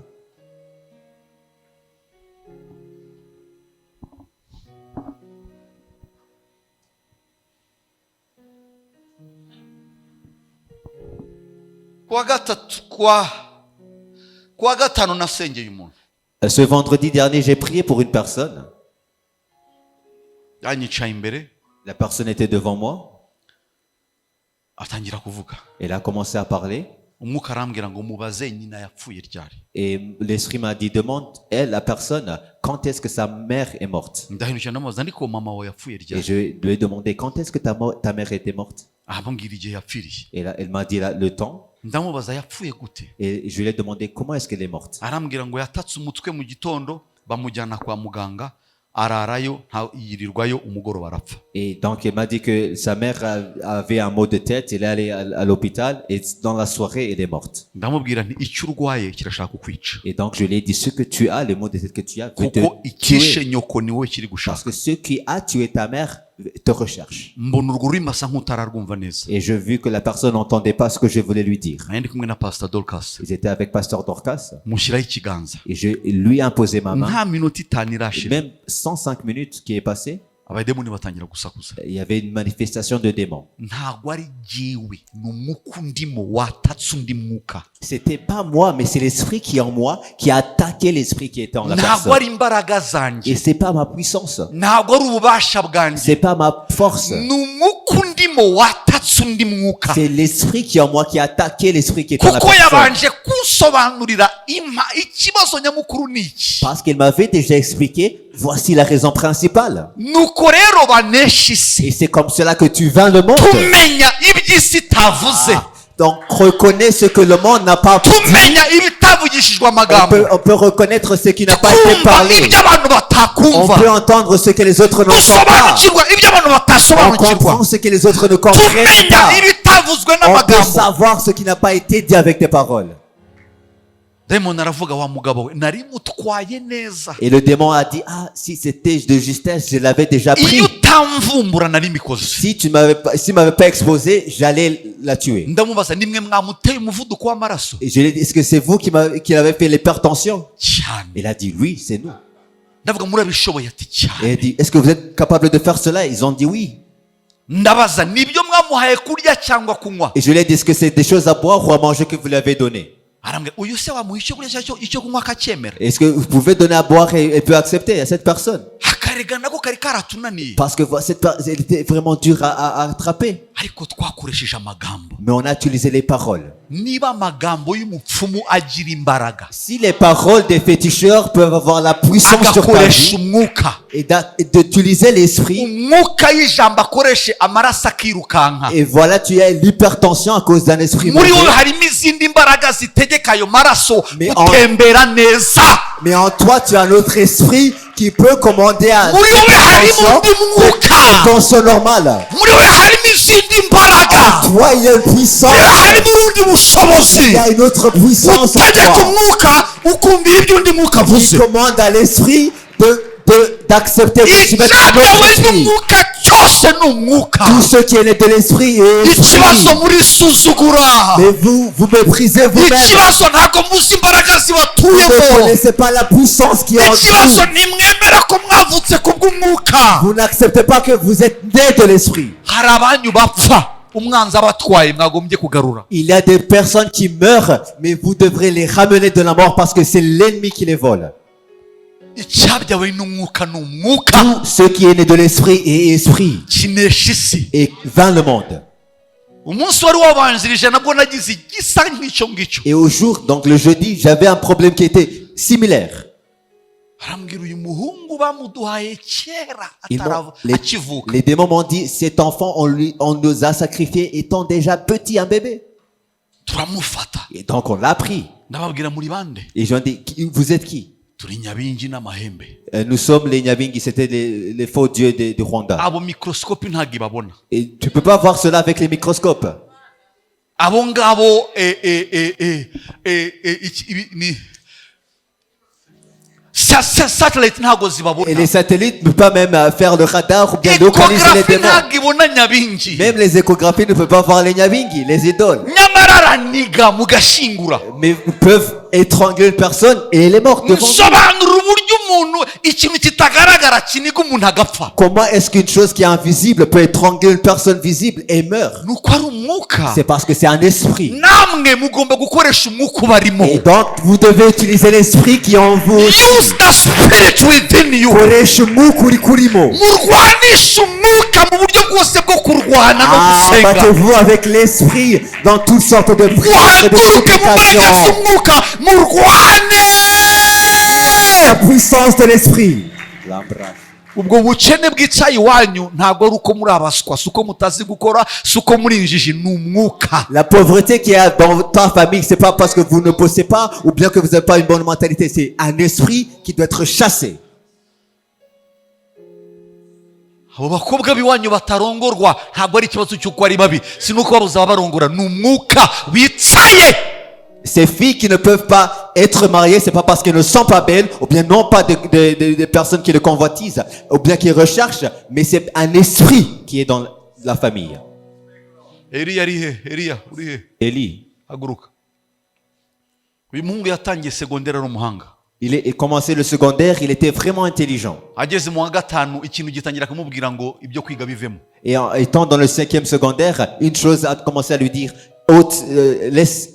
abandonne les choses de l'école. yatsinze tronkome umurenge n'akarere byiyemeza kumufata kuko yari umwana uri guhesha ishema agace gato avukamo. Dans la 3e secondaire, il avait réussi avec un grand succès que même toute la région a décidé de le prendre. Katiriye muri afite amanota meza cyane. Dans le 4e secondaire, il avait de bons résultats. akandagiye mu wa gatanu Mais quand il est arrivé dans la 5e secondaire, umwe mu bantu b'iwabo une des personnes de sa famille. aravuga uyu muhungu agiye Il a dit, ah, ce Uyu garçon-là, il muhungu va loin. araducitse. Il va loin. uyu muhungu aradukiranye Il dit, il va loin, il est en train de... agiye gukura se na nyina ku cyaro Il va prendre sa famille en bon soin. hanyuma bagira ibyo bakora Et donc, ils ont fait des choses. ageze mu wa gatanu ishuri ritangira kumunanira Et à 5e secondaire, là, il commençait à échouer ageze mu wa gatandatu l'école. ntabwo yumvaga iby'ishuri akibishaka La 6e secondaire, là, il ne pouvait même comprendre rien. ahagarikira aho ngaho Il a abandonné à ce stage. ibyakurikiyeho yicarira ibyakurikiyeho ni ubuzima bubi gusa Parce que ce qui a été suivi, c'était une mauvaise vie. aza mu mujyi gushaka ubuzima nk'abandi bose Il est venu dans la ville pour rechercher la vie comme toutes les maze autres. kigali iramubona Et là, Kigali l'a vraiment pris. iramurya Il a mangé. iramwangiza Kigali l'a détruit. iramushwanyaguza Il a détruit complètement. icyayi byari ibyiringiro byiza Ce qui était un bon espoir avant bihinduka ipfunwe ku muryango a été une raison de désespoir. sinzi icyamuyoboye ahangaha Je ne sais pas ce qui l'a amené ici. atangira kujya akandagira Il ahangaha est commencé à venir. hano rero hari dangerous kuko hari umwuka Et ici, c'est dangereux parce qu'il y a un esprit. Hein. this is a dangerous place kuko hari umwuka C'est une place dangereuse ici parce qu'il y a un esprit. ntabwo wahakandagira ngo ugume uko wari umeze Parce que tu ne peux pas être ici et rester comme tu étais. keretse niba ushaka gupfa tukureba Ou bien, si tu veux mourir en te voyant. bitari ugupfa urisohokera ukigendera Parce que si tu ne veux pas mourir, tu peux juste repartir. aho mvugira Eliya yasubiye mu ishuri ari gukura wa gatandatu kandi azawurangiza neza azatsinda agomba kwinjira muri universite Autant où je parle, Élie est en train de faire la 6e secondaire. En terminant, il va terminer bien et aller dans le cycle universitaire aussi. hari undi mwana uri ahangaha Il y a un autre enfant qui est ici. nawe yagize ikibazo nk'icyo Il avait un problème semblable. agira ngo niwe wenyine Il pensait qu'il était seul uyu mwaka dans cette année. uyu murumuna we nawe arinjiye mu wa gatandatu Son petit frère était en train d'entrer dans le 6e secondaire. asigaye areba mu rupapuro akabona ni ibinyugunyugu nta Il kintu kirimo regarde dans ce cahier, il voit que des papillons. atangiye guhuma ntakibona ibyigishwa Il est en train d'être aveuglé, il ne voit rien, il ne comprend rien. icyo wambwira ko barwaye amaso bakeneye amarinete Est-ce qu'il a besoin de lunettes optiques? ni umwuka C'est un esprit. ni umwuka C'est un esprit. mwumuke amaso torero Voyez avec vos yeux de l'esprit. mwumuke amaso Voyez avec vos yeux de l'esprit. iby'umwuka bigira imbaraga cyane Parce que les choses de l'esprit ont une très grande puissance. we ntabwo ujya wibaza impamvu ariko Tu ne demandes pas jamais pourquoi. kanseri yahereye kuriya n'ubu iracyakubita n'ubu iracyatikura nawe birimo irakotota kandi usa nkaho ntacyo Le bikubwiye cancer qui venait des générations précédentes et même sur toi, il est en train de venir, de t'attaquer. umwuka urimo uragenda C'est un esprit qui est en train de couler. ndasenga mwese muzaba bazima muzaba amahoro nta ndwara izabagira ubushobozi mu izina rya yesu Et kirisito je prie qu'aucune maladie n'ait aucune autorité sur vous. Vous serez en paix, vous serez en bonne santé. Au nom de icyabyawe Jésus-Christ. n'umwuka cyose ni umwuka kinesha isi Tout ce qui est né de l'esprit est esprit et vint le monde. ntikireho kugwa mu nzu z'abahanuzi bababwira ubusa mu byumba bintu mwigira bitarimo ubuzima murekere gukurikira injiji zitazo zibaganisha focus on the spiritual life you will live. Arrêtez d'aller des prophètes et dans d'autres personnes qui sont en train de vous dire des choses insensées. Shaka ubuzima bw'umwuka gukura. Ubundi uzabaho. impamvu tubasunika mu masengesho kwiriza no gusenga bisa nkaho bidashira umwana yarambaje muri ko papa tuzarya ryari nari namubwiye ngo simbizi. Donc c'est pour cela qu'on vous pousse à aller dans la vie de jeûne et prière. Un enfant ici m'a demandé quand est-ce qu'on va finir à jeûner après. J'ai dit je sais pas. ariko jya wibaza ikibazo kubera icyo uhagurutse gusenga ari bwo ugira ibibazo cyane. Demande-toi pourquoi est-ce que quand tu commences à prier c'est là où tu as des problèmes. nuko umwuka ababizi ngo ibi bintu utangiye birakwexposa kundi mwuka undusha imbaraga therefore reka tugutse intege hakiri kare kuko nutakirana n'uriya mwuka turaba tugutakaje. C'est l'esprit qui reconnaît. Ah, tu es en train de faire des choses qui vont amener la lumière. Un autre esprit qui est plus puissant que moi. Donc je dois te décourager parce que si tu connectes avec l'autre esprit, je serai décapité quoi. wowe uzi ko ari ugukora imibare no gukarikira no kumenya uko ubigenza ubwo babyita ubucakura ntabwo ari ubwenge ubwenge ni umwuka. Parce que tu peux te dire voilà l'intelligence c'est faire des calculs de ci de cela pour avoir cela, mais non, ça c'est l'escroquerie. La sagesse, la vraie sagesse c'est l'esprit. haguruka feva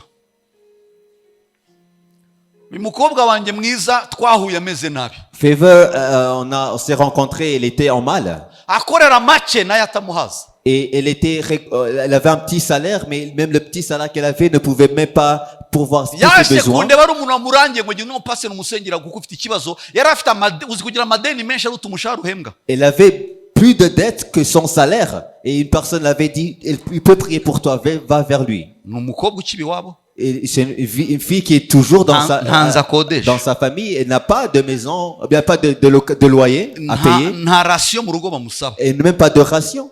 Ariko yari afite amadeni. Mais il avait beaucoup de dettes. Nta mwana afite ari kuriza. Et il n'a même pas un enfant à nourrir. Nta murumuna we yishyurira Ou ishuri. bien un petit frère qui paie pour le Minerval. Ariko yari afite amadeni. Mais il avait beaucoup de dettes. Nabanse mukobwa ukorera ngahe. Et je lui ai dit, quel est ton salaire? Yari make cyane. Il avait un petit salaire. Ndamureba mbona umwana umeze nabi. Et j'ai vu vraiment cet enfant était en Uyu mal. munsi mumubona Yesu yamukozemo akazi asa neza fiye Mariya ariko Aujourd'hui, ntabwo elle est mumuzi icyo fille gihe ukuntu yari mariable, ameze. mais tu ne connais pas de comment Jésus a fait un gros travail en elle. Gakanyereye kameze gutya. Elle était comme cela. Namubwira uriteguye ko tugendana urugendo. Et je lui ai dit, est-ce que tu es prête à aller à marcher avec moi? Ikibazo rero gituma benshi baduhunga nuko barashaka dushyireho ikiganza. Mais beaucoup de personnes ici ne veulent pas marcher avec nous parce qu'ils veulent qu'on met la main et c'est automatique, que tout soit... Icyo kiganza nge ntacyo mfite. C'est pas la main magique. Ngewe ikiganza mfite. La main que j'ai, Nicyo kugufata akaboko. c'est de te prendre la main. Nkagukurura. Je te tire. Ukanyemerera ntubihene gusa ngo ngusete Et ibirenge. que tu ne sois pas comme une chèvre. Ngukurure ibirenge. Que tu ne sois pas comme une chèvre. Ukemera Mais tukagenda. que tu acceptes qu'on marche Ahandi ensemble. nkujyana. Et je vais t'amener. Ntangira kukwinjiza imbere y'Imana. Ah, je vais t'amener vers Dieu. Ngatangira kukwigisha iminsi 3. Et je te commence à t'apprendre 3 jours. Wanyonza igifu. En Wanyonza igifu.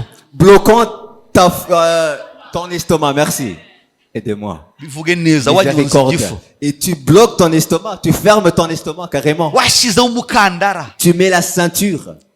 Maze ndika kurya. Et là, tu commences à avoir des problèmes de ventre. Umuriro ugacumba muri wowe. Et là, tu sens le feu monter. Ukajya ugira ngo nta mugongo ugira. Et là, tu te dis même que tu n'as pas le dos, en fait. Uko biryana gutyo. Et de comment tu es en train de recevoir la douleur, c'est comme cela que ça marche. Uko biryana gutyo. De plus que tu as la douleur, Ni nako bikora. de plus que ça marche. Uko bisa nkaho birimo birakurya. De plus que tu sens le feu, Ni nako bikora. de plus que ça marche. Uyu munsi Favor akorera inshuro 10 zayo yakoraga icyo gihe. Aujourd'hui, elle a un salaire 10 fois plus de salaire qu'elle avait avant. Inshuro 10 zirenga yo yakoraga icyo gihe. 10 fois plus le salaire qu'elle avait avant. Ariko nawe hari icyo yakoze. Mais elle a payé le prix. Aramwe ngo papa numva umwuka nyobora kuzajya nkora igicaniro buri weekend. Avuga tugende. Iyo ndwara ntago njya nyikiza ndayiteraho.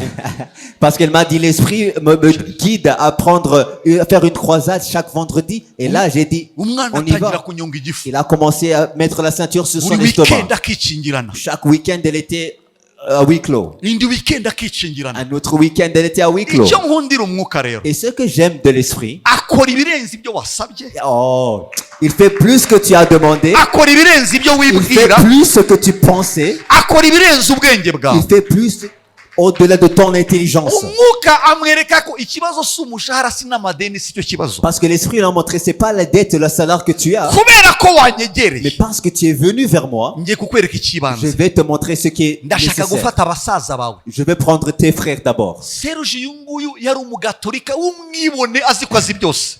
Serge était un catholique qui était borné, qui pensait qu'il connaissait tous de Dieu. Murumuna we yajyaga avuga ngo nta wundi muntu wavuga kumva usibye perezida wa repubulika ngo pasiteri wanyu mbona agerageza niyo muntu nyine bavugana n'ubuzima bwe.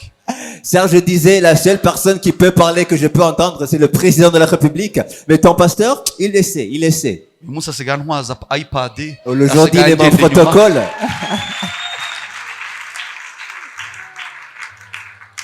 Bamwe ni abaprotokole abandi bicaye mu byuma. Les autres frères sont dans les IT, dans le son. Serge yazaga akoze mu mifuka ameze gutya. Serge était, voilà, dans cette position-là. Akavuga ngo okay, aragerageza kuvuga. Il disait, ah, il essaie. Dans sa parole, il essaie. Ubu ntabwo nkigerageza kuvuga. Aujourd'hui, je ne sais pas de parler. Ubu ndamutegeka icyo gukora. Aujourd'hui, je le commande à ce que faire. ni imbaraga zanjye, Est-ce que c'est ma force? ni ubudahangarwa mfite. Est-ce que c'est une puissance que j'ai? Si kubundi urugo rurimo abasore bane bashaka Yesu basimburanwa muri kuwazambe, Est-ce que umunara mu rugo uturuna mu rugo, il y a une tour iyo de ndwara prière irakabafata, qui frappe dans la maison et 4 frères qui sont en train de prier? Ça, c'est une très grande chose.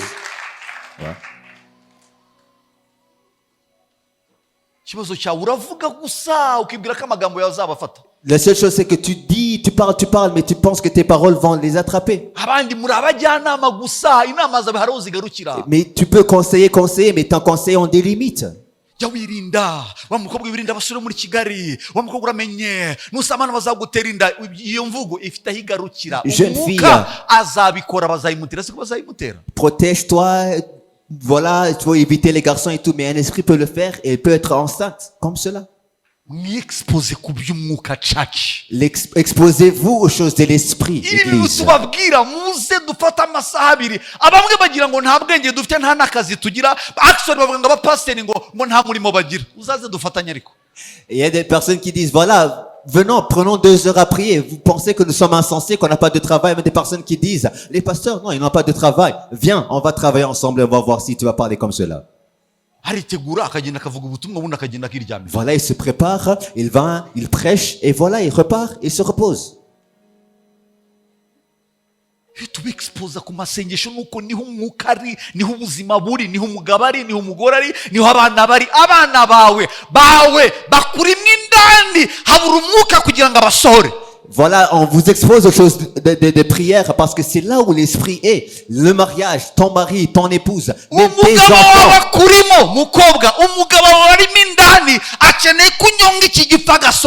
Tes enfants, ton homme, ils sont en toi. Tu as juste besoin de serrer ton estomac pour qu'il sorte. Ton emploi est en toi. Tu as besoin de la puissance de l'esprit qui va le faire manifester. La maison où on vit, qu'on a aujourd'hui, on est en train, étant des locataires, on venait louer la maison. Et je lui ai dit à mon parent, et je lui ai dit non, cette maison n'est pas la bonne.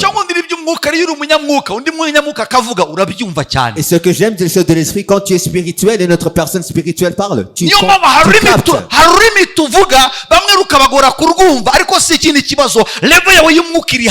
Il y a même des langages et des paroles qu'on prêche ou bien qu'on dit, et des personnes qui ne peuvent pas capter cela parce que leur niveau spirituel est toujours en dessous. Et la maison là était à un beau prix et pouvait entrer. Mais il m'a dit non, ne prends pas la maison, prends 3 jours et on va voir ce que Dieu peut faire. Et c'est quoi la relation entre 3 jours de prière à huis clos et chercher une maison? Non, j'ai besoin de commissionnaires qui vont faire le tour des maisons et me dire ce que j'ai besoin. Quelle est la relation à prendre 3 jours de prière à huis clos? Mais il y a où l'esprit veut nous faire guider. J'ai pris le jeudi et le vendredi et le samedi aussi. Et à 14h, le commissionnaire m'a appelé. Il m'a dit, voilà une maison ici à Kagarama, il y a beaucoup de personnes qui la recherchent, tu peux venir la regarder. Et dans notre discipline qu'on a pris 3 jours, on ne peut pas sortir avant. Mais l'esprit a dit, allez. Et j'ai dit à maman, on y va. On est parti dans notre voiture. On est allé voir la maison. Ils ont juste ouvert la porte en entrant seulement. Maman a dit, c'est ici. C'est ici. C'est ici. On est entré. La personne qui a ouvert la porte, c'était le propriétaire. Et on se connaissait. Et pasteur, c'est toi? C'est vous qui recherchez la maison. Donc je suis content de vous la donner. mu gihe nkiri kuvugana nawe Quand je parlais avec la personne, mama yatangiye kugendagenda mu nzu maman est y'abandi déjà en train de faire le tour de la maison. mambra shandala mandela mbrata shatala kate mandela kata shilandela mbratama mande kata arimo aragira gutera umubona wagira ngo ni umusazi ariko hari ibyo ari gukora. Tu peux penser qu'il est insensé, mais il y a des choses de l'esprit qu'il est en train de faire. dutasha arambwira ngo iriya nzu Et en rentrant, il m'a dit, cette maison-là, tugiye kujyamo qu'on va louer. kandi bari bayiduhaye ku mafaranga menshi. Et le prix, le loyer était à un grand prix élevé. uzi kuva mu nzu ya 550 yakunaniye ukajya mu ya 500. Tu sais ne pas payer une maison à 350 de loyer et aller dans une maison à 500. mu bize ekonomi uri gicucu, Économiquement parlant, c'était insensé. mu bundi buryo uri umusazi. Donc, en d'autres mots, tu es fou. hari ikitagenda Il y a neza, quelque chose que tant que tu calcules hari pas bien, amaburo il y a yafungutse. des boulots qui ne sont pas bien serrés. 350 yakunaniye, Tu ne peux pas payer même 350. ikigukwiye ko nuko nyirayo kubwira ngo mvira mu nzu. C'est la chose que tu sois éjecté de la maison. turagenda Mais on est parti. dusohotse mama arambwira ngo hariya tugiye kuhaba. Mais il m'a dit, la maison là qu'on va louer, elle sera la nôtre. arambwira ngo kandi iranzi izaba iyacu. Et il m'a dit, on va entrer et sera la nôtre. tuyimazemo amezi 3 nyirayo aratubwira ngo ariko niba mushaka kuyigura mumbwire ndumva nshaka kuyigurisha. Et après 3 mois qu'on était dans la maison, le propriétaire nous a dit, si vous voulez l'acheter, vous pouvez l'acheter. abitubwira muri covid hagati. Et il nous a dit cela en plein Covid. umuntu agura inzu muri covid. Est-ce que tu peux acheter une maison en plein Covid, au milieu de Covid? ubwo reka ndekeraho nzakomeza ubutaha Je vais continuer après. bizatuma ugaruka. Que tu reviennes pour cela, pour entendre la niba suite. ushaka kumenya uko inkuru yasoje uzagaruke. Si tu veux connaître la fin de l'histoire, que tu reviennes. uyu munsi iyo nzu ni iyacu. Mais aujourd'hui, la maison est la nôtre. ni uko amafaranga se yabaye menshi. C'est parce que notre argent a été doublé ou bien? none se 550 yakuvunnye 500 niyo yagiye kukorohera. Est-ce que 350 c'est dur pour toi à payer? Maintenant 500 ce sera plus facile. nta munsi n'umwe nigeze mujyamo ideni. Et j'ai jamais eu une dette no muri envers la covid personne. nanamwishyuraga. Même dans les Covid, je l'ai payé. ataba mu Rwanda aba muri Kenya. Il était au Kenya et j'étais au Rwanda. mbaza ngo byaje gute. Et c'était comment? Demande-moi. njye na mama twese tugiye dusimburana. Parce que moi et maman, on faisait une tour de prière. yakoraga saa sita kugeza saa 9 asenga. Et elle priait de minuit à 3 heures du nanjye matin. ngafata saa 9 kugeza saa Et 12. moi, je priais de 3 heures à 6 heures du matin. ibyo byubaka inzu bikagura Et inzu. cela te donne une maison. Ça bâtit une maison, ça te donne une ibyo maison. byaduhesheje inzu. Ça nous a donné une maison.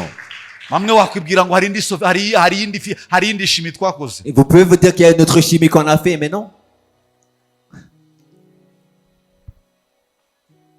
icyabyawe n'umwuka cyose ni umwuka Tout ce qui est né de l'esprit est esprit kandi kinesha isi. et vint le monde. iyi si izakumira nutemera yuko uri umunyamwuka kugira ngo uyigende hejuru. Ce monde t'opprimera, te détruira jusqu'au point où tu accepteras que tu es spirituel. kwera kw'Imana muri twe n'imbaraga zinesha icyaha n'urupfu. La sainteté de Dieu en nous est la puissance qui vainc le péché et la mort. umwuka rero ntabwo akurura ibintu gusa, L'esprit ne fait pas juste attirer les choses. atwinjiza mu kwera kw'Imana. Il nous fait entrer dans la sainteté de kwera Dieu aussi. kw'Imana it's a magnet, Et la sainteté de Dieu est comme un aimant. kandi ni magnet itazana ibyo ari byo Et byose, c'est un aimant qui ne fait pas amener que juste izana iby'Imana. les choses de Dieu. You attract the alike. Ukurura ibisa n'ibyawe. ukurura ibisa nawe byawe. Tu attires les choses qui est semblable à toi. ukurura ibisa nkawe. Tu attires les choses qui est semblable ukura à toi. iby'Imana. Tu attires les choses de Dieu. winjira ahantu abantu bakumva bagufasha. Tu entres quelque part et les gens juste sentent qu'ils doivent t'aider. winjira ahantu abantu bakakwitaho. Les gens commencent à prendre soin de toi juste que tu es entré.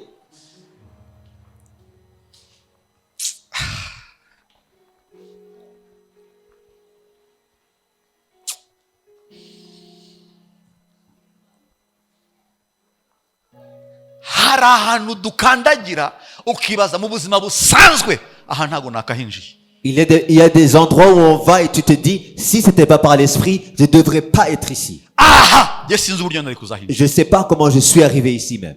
ukisanga wakandagiye. Mais tu es là. wareba bakwegereye Et quand tu vois les personnes qui sont ugasanga autour de toi, bahinjijwe na titire bafite. ils sont entrés à cause du titre qu'ils ont. wowe wahinjijwe no kwera kw'Imana kutagaragara ariko gufite imbaraga. Mais toi, tu es entré à cause de la sainteté de Dieu qui est invisible, mais qui est plus puissante. kwera kw'Imana muri La wowe sainteté de Dieu en toi gutuma miliyoni y'amadolari uyibona ari igikoresho atari imbaraga. Et tu peux voir $1 million comme un outil, mais pas comme une force puissante. ariko iyo udafite kwera yaguhitana, Mais si tu n'as pas la sainteté de Dieu, ça peut même te tuer. yakwica tukagushingura, Ça peut te tuer, on peut te kuko s'envenir. wayitumera amababa, Parce que tu peux avoir des ailes. Imana ikakubura. Et là, Dieu ne te verra plus. Hari ibyo itaguha kubera understanding yawe. Il y a des choses que Dieu ne peut pas te donner à cause de ta mentalité. Urashaka kunesha icyaha, Tu veux vaincre le péché. gendera mu kwera kw'Imana. Marche dans la sainteté de Dieu. Urashaka kunesha urupfu, Tu veux vaincre la mort. gendera mu kwera kw'Imana. Marche dans la sainteté de Uyu Dieu. muntu nababwiye bari bagiye kumwica, La personne dont je vous parlais, on allait la tuer. ubu bari kuba bari mu kiriyo yapfuye, Et pourrait être morte aujourd'hui. kuko urwego rw'umuvuduko y'amaraso rwari ruri hejuru cyane. Parce que son hypertension était vraiment Bari élevée. bagambiriye kumukubita stroke hanyuma akajya koma Il bagashingura. devait avoir un arrêt cardiaque, mourir et aller être enseveli. Uyu munsi ni muzima Mais aujourd'hui, la personne est kandi vivante. azabaho, Et elle vivra. azabaho, Elle vivra. azabaho, Elle vivra. kugira ngo yamamaze imirimo y'Uwiteka. Pour annoncer les œuvres de Dieu. ariko urupfu rwari rumwegereye, Mais la mort était proche d'elle. rwari rwamusatiriye, La mort était proche d'elle. yaratangiye kubona imva. Et vous voyez un cercueil. Ndabakura mu mva mu izina rya Yesu Je vous Kristo ramène de w'i tout Nazareti. cercueil. Ndabakura mu mva mu Je vous izina rya ramène Yesu de Kristo. tout tombeau au nom puissant de Ndabakura mu Jésus-Christ. burwayi bwose mu izina rya Je Yesu vous enlève Kristo. de toute maladie au Ndabakura mu nom bukene puissant de bwose mu Jésus-Christ. izina rya Je Yesu vous enlève Kristo. de toute pauvreté au nom Ndabakura puissant mu de Jésus-Christ. butindi mu izina Je rya vous Yesu enlève Kristo. de toute misère au nom Ndabakura puissant mu de minyururu Jésus-Christ. babahambirije mu Je izina vous rya enlève Yesu de Kristo. toute chose qui vous lie au nom Umwuka puissant de w'Imana Jésus-Christ. abakureyo, Que l'Esprit de Dieu vous imbaraga enlève de là. z'isumba zose abakureyo. Puissance éternelle vous enlève de là. Mugende mubeho, Allez, vivez. mugende mubone ubuzima, Allez et vivez une vie. mugende mutanga ubuzima. Allez et donnez la vie. Beshaho bene wanyu, Fais vivre ta famille. rekura ijambo kuri bene wanyu, Relâche une parole sur ta famille. Relâche une parole sur ta rekura famille. ijambo ku babyeyi bawe, Relâche une parole sur tes rekura parents. ijambo mu rushako rwawe, Relâche une parole sur ton couple. rekura ijambo mu mashuri yawe, Relâche une parole sur ta rekura scolarité. ijambo mu kazi kawe. Relâche une parole sur ton travail. ndakura muri ubwo bushomeri mu izina rya Yesu Kristo. Des emplois que tu ndakohereza mu kazi kawe, t'envoies dans ton emploi. ndagukura muri ayo madeni mu izina rya Yesu Je Kristo. t'enlève toutes ces dettes au nom puissant de Jésus-Christ. Je t'enlève dans la liberté mu izina rya Yesu au Kristo. nom puissant de Jésus-Christ. genda ubeho, Va et vis. genda ubeho, Va et vis. genda ubesheho. Va et fais vivre. umwuka atanga ubugingo n'amahoro, Esprit vivifiant genda de la utanga vie. amahoro, Va genda et ubesheho. et fais vivre. Shalambra taka shelelebo shatakaya mandebo shalambra taka yekedebo shataleboshe shilambre tekata. senga zamuri ijwi ryawe usenge, vugana nawe. reba ahari umwobo, ahari imva, ahari ikibazo, haguruka, rekura ijambo mu izina rya Yesu Kristo. rekura ijambo aho hari umwijima, rekura ijambo aho hari icyuho, Là où il y a un manque. rekura ijambo kuri ubwo burwayi, Sur cette maladie. rekura ijambo aho hari imva wabamaze ubuzima. Là où il y a un tombeau. Pour avoir la vie. Shatalamreketelebo shilamande kataya lebra shatakate rikodobo shatelambrete makodobo shataya rikodobo shalandema lilambra takashete rikodobo shatama shelende matakaya sholombrobo kotaya shinde makataya shelele mambrataya shelele mambratamaya shelele makataya shekerebo shataya ba shinde kete maraba shalambra zekete. I declare life in this church. I declare life in the house of God. I declare life in the sons and daughters of this house in the name of Jesus. Shilimataka, Shilambrekete, Shilimbratama, Shikolobo Zataya, Shilandebo Shaya, Shalambre Katama, Shilebo Shataya, Shilende Mataka, Sholombro Makataya, Shilende Mokatala, Shilendebo Shata, Malebo Shandema, Shilambrataka. I speak life. Ndavugu Usima, Ndavugu Usima, Ndavugu Usima, Ndavugu Usima, Ndavugu Usima. byawe, ndazura ibyapfuye, ndazura ibyaboze, ndazura ibyanutse, ndazura ibyibagiranye, ndazura mu izina rya Yesu Kristo. Shilamakataya, shilamratakaya, shilelemakatala, shilelembrekete, shilomroshataya, shekereboshapaya, shilambemakata, shilomromataka, shilembemakataya, shilomromatakaya, shilembreketerebe, yashatamamberebe, yashatalindamaya, yashandokotoya, shilamandeketeya, shilamratakaya, shilelebokataya, shileleboshatamaya, shileleboshatakaya, shilelebokataya, mandekataya, makorobosha. Ntabwo tubeshwa n'ibigaragara, tubeshwa n'ibitagaragara. Ntabwo tubeshwa n'ibigaragara, tubeshwaho n'ibitagaragara. We bless your name, Lord. Oh, Zamura ibiganza byawe wicaye twese mwese muhagaze. lève ta main vers le Seigneur.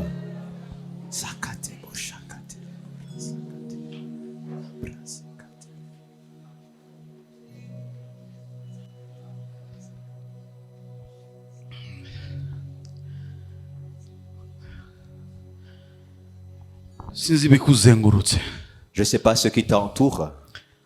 sinzi ibigutsikamiye, Je ne sais pas ce qui t'oppresse sinzi ibikubujije amahoro, ou ce qui t'ôte la paix. sinzi d'avoir la paix. ibikubase. Je ne sais pas ce qui t'opprime. uyu munsi umwuka yagukura muri iyo mva. Mais aujourd'hui, l'Esprit peut t'enlever de ce uyu cercueil-là. munsi umwuka yagukura muri iyo mva. Aujourd'hui, l'Esprit peut t'enlever de ce cercueil-là. imva y'ubukene, De ce cercueil de pauvreté. imva De ce y'ubutindi, de cercueil de misère. imva yo kutagira icyo ufata, De cercueil de ne rien prendre. imva yo kutagira icyo utunga, Bien de ne rien posséder. imva yo kwizenguruka ubuzima bwawe bwose, Le cercueil de juste aller l'entour en cercle imva yo sans rien kutagira avoir. icyerekezo n'icyo Et ukurikiye. de ne pas avoir une certaine vision. mu izina rya Yesu Kristo, Au nom puissant de mu Jésus-Christ. butware mpabwa n'Imana nk'umushumba Dans ahangaha, l'autorité que je reçois de Dieu étant comme un muri pasteur. mandeti mpabwa n'umubyeyi Et wanjye, dans le mandat de mon Père. ndategeka ubuzima muri wowe, Je commande la vie en toi. ndategeka ubuzima muri Je wowe. commande la vie en toi. Akira ubuzima mu izina rya Yesu Reçois la Kristo, vie. akira ubuzima mu izina rya Yesu Reçois Kristo, akira ubuzima mu izina rya Yesu Reçois Kristo. cette vie au nom puissant de Jésus-Christ. uzuke, Que tu ressuscites wongere ubeho, et que tu vis ubesheho, et que tu fais vivre. utungishe abandi, Que tu vivifies et utungishe benshi, en fais enrichir beaucoup. ubesheho abandi Que tu vivifies beaucoup de personnes kubw'umwuka wera, par l'Esprit de Dieu. mu izina rya Yesu Au Kristo, nom puissant de mu Jésus-Christ. mbaraga z'amaraso ya Yesu Dans la Kristo. puissance du sang de Jésus-Christ.